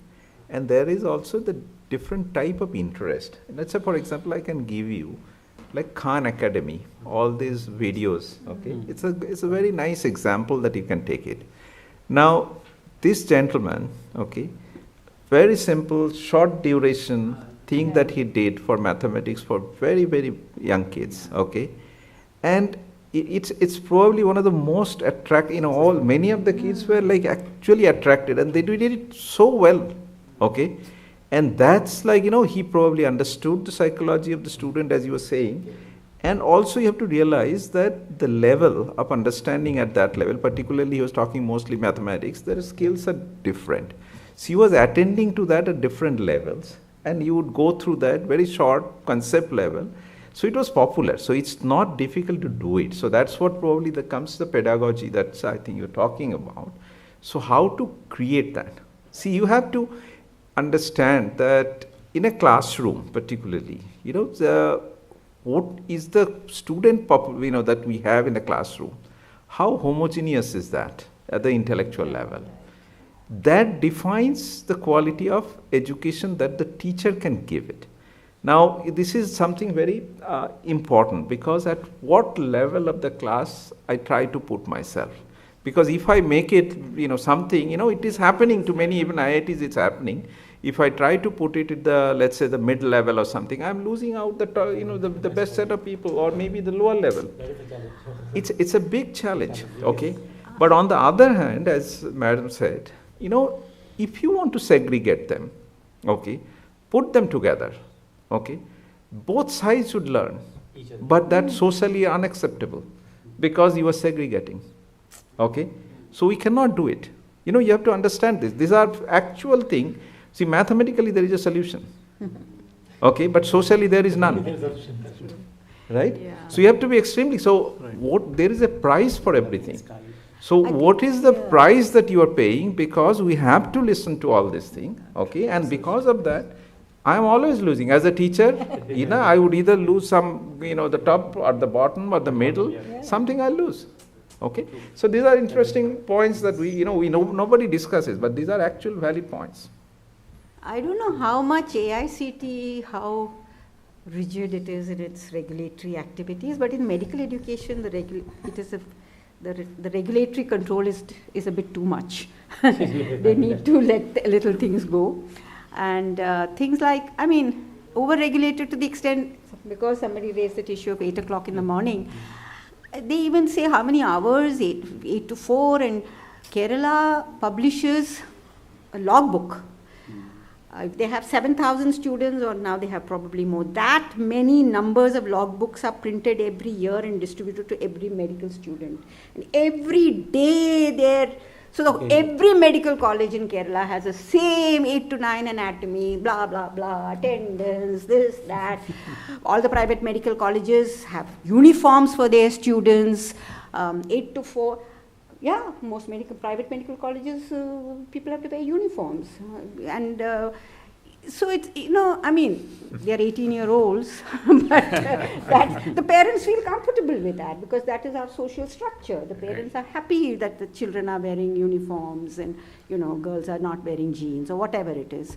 So there is a little tendency to over-regulation, and somebody talked about this, about not learning so much in the morning, and students do feel very constrained by that. My personal experience, I've visited a number of medical colleges, they feel terrible. They have to sit in class till 4 o'clock, whether they like it or not. They can't take a break, 80% attendance, You might say that if you don't make that, then they will not attend college, but then if you have, so it all boils down, I think, ultimately to your evaluation systems.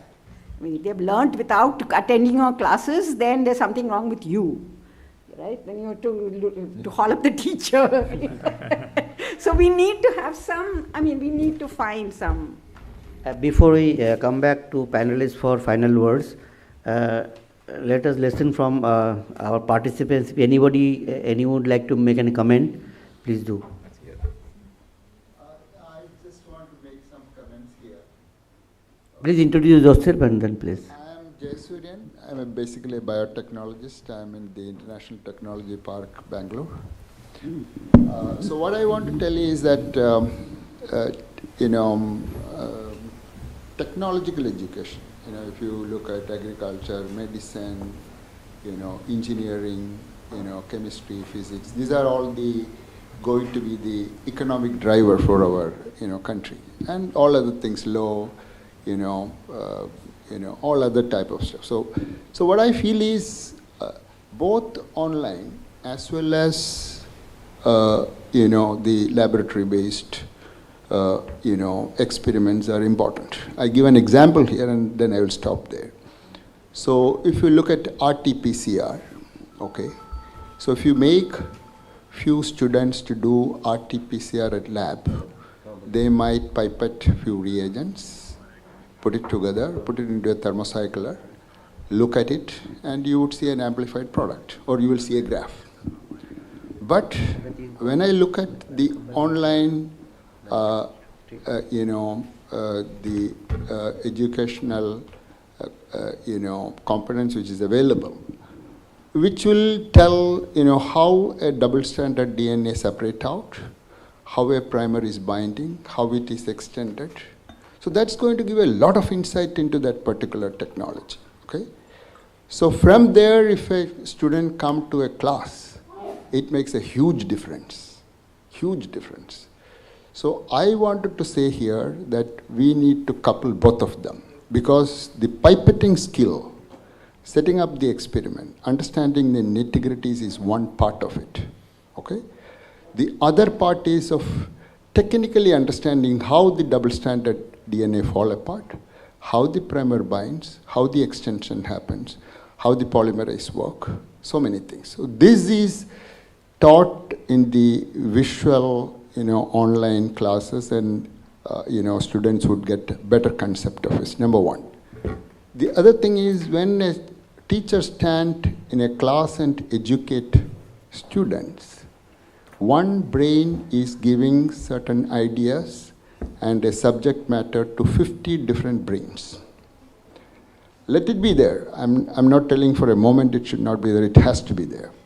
But when those 50 students go to the net and look at information available, lectures available, with all the animations and other things, they are going to get different ideas.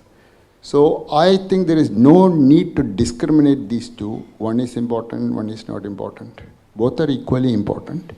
How to couple them together in each one of our educational, sectors.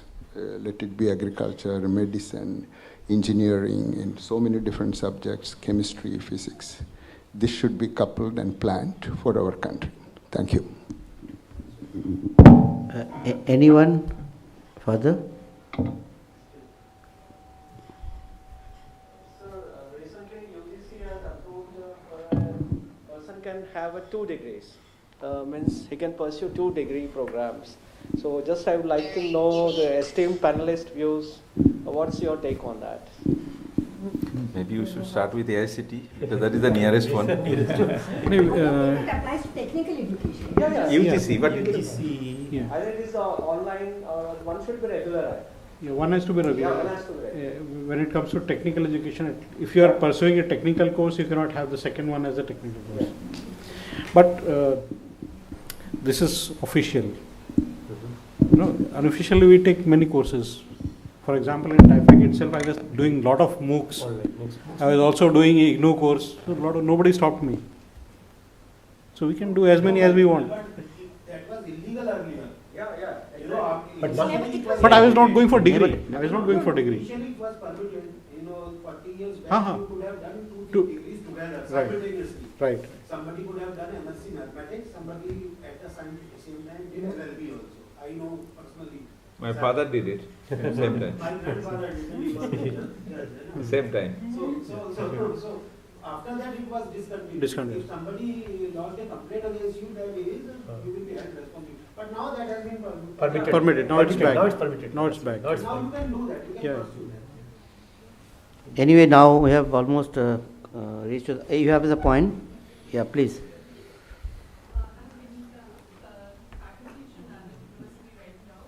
Just hold on, just hold A on. little louder, please. Yes, mic is. I think I'm audible. No. Oh, hello. Thank you. This is Vinita Krishna, right now teaching in Srinagar University, and it was fantastic listening to each one of you. And I agree with each one of you in some way or the other, but just to express my view, I am for hybrid mode of teaching. This is from my experience during the 2 years of COVID time. And the way I have been dealing with the children and the courses I have been conducting and education I have been taking, I realized that it is very context specific, whether online is good or offline is good. I did an FDP and it was very successful for teachers who found it very flexible to attend that education. Whereas for school kids, sometimes for certain subjects, offline worked very well. And for certain subjects, online worked very well.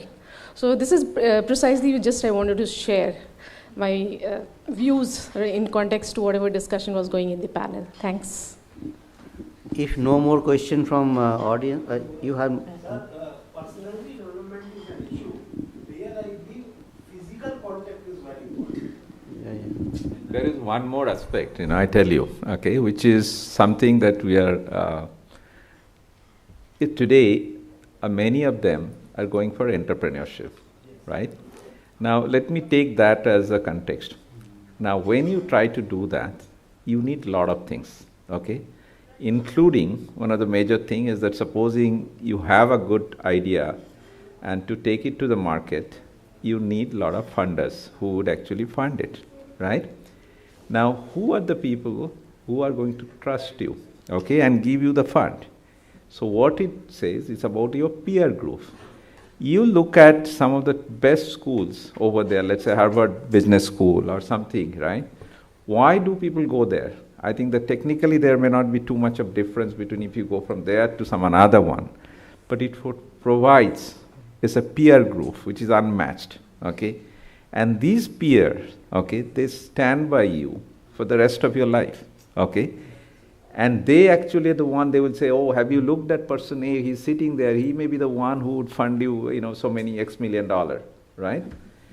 Now, these are the things which may not happen unless you go actually for that kind of physical thing, because you need that peer group generation, which happens slowly, but it's over a long time. If you think, when you were a kid, some of the friends that you had, okay, in those days, you might be out for 50 years out, but you're still some of your best friends today, right? So that's another important aspect. We should not forget, it's a part of the growing up, not necessarily through all your school, but what happens beyond the school. No, but very important. You were saying, I think it has its negatives as well, because a lot of social success and is happening because of networking, right? I mean, you hear all this about how there was something in the newspaper the other day. I think the president, they've appointed a foreign secretary who's going to be the first non-Stephanian foreign secretary for the last 20 years or something like that. I read that in the Indian Express the other day. So, these networks are very strong, and it has its positives, but it also has its, the other side to the story. They tend to become clubs. But that's the real world. Yeah, okay. So we can't change that. Human psychology you mentioned. So, is it time to close now? Before we close, I will request each panelist, not fewer, last word, which will be a part of a bullets which we are going to cover in our recommendation. So each of you can, maybe repetition, but your final words in this affordable and accessible education in the Indian context. Start with.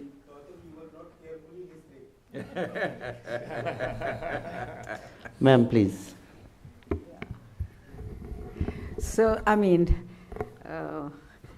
both the words are there, I think. What is the affordable and accessible? So, I think we are sticking to technology.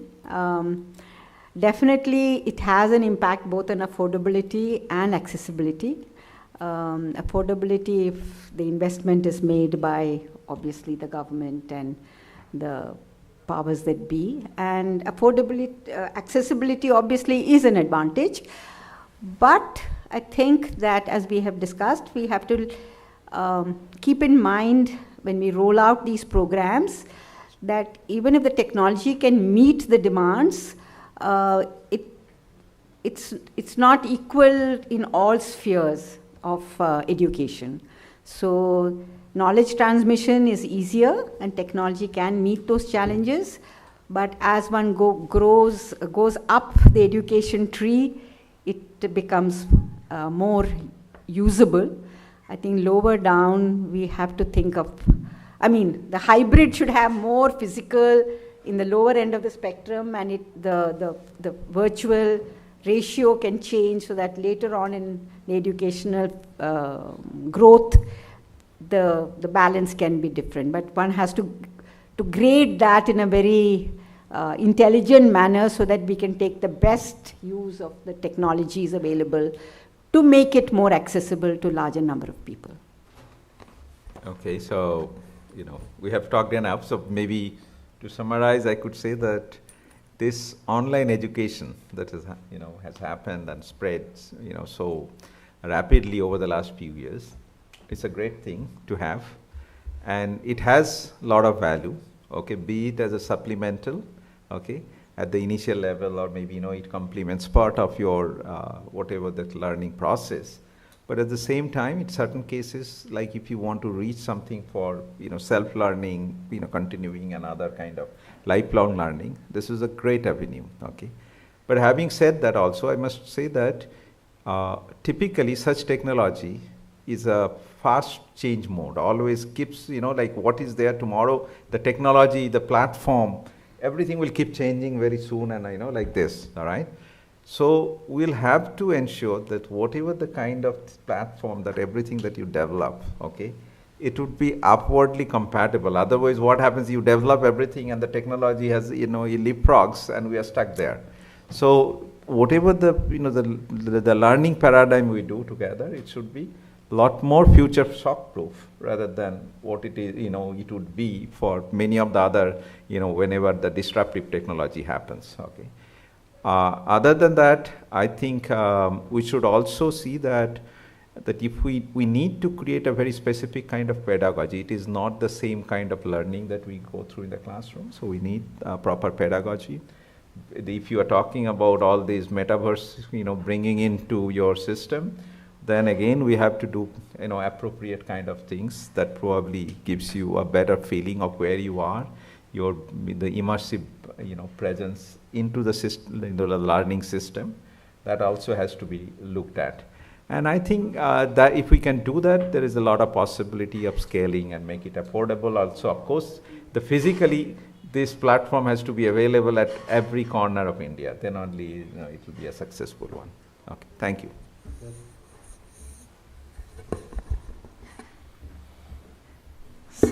So let me just repeat what I said.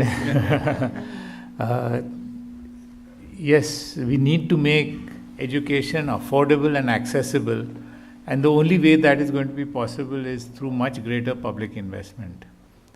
Online education is a wonderful tool, and with every year we are getting more and more different options, and we have to tailor those for particular courses. I really like the example of visualizing an atom, and you can have dynamic simulations which will show you much more, unzipping of the DNA and all. Those things will stick in your mind.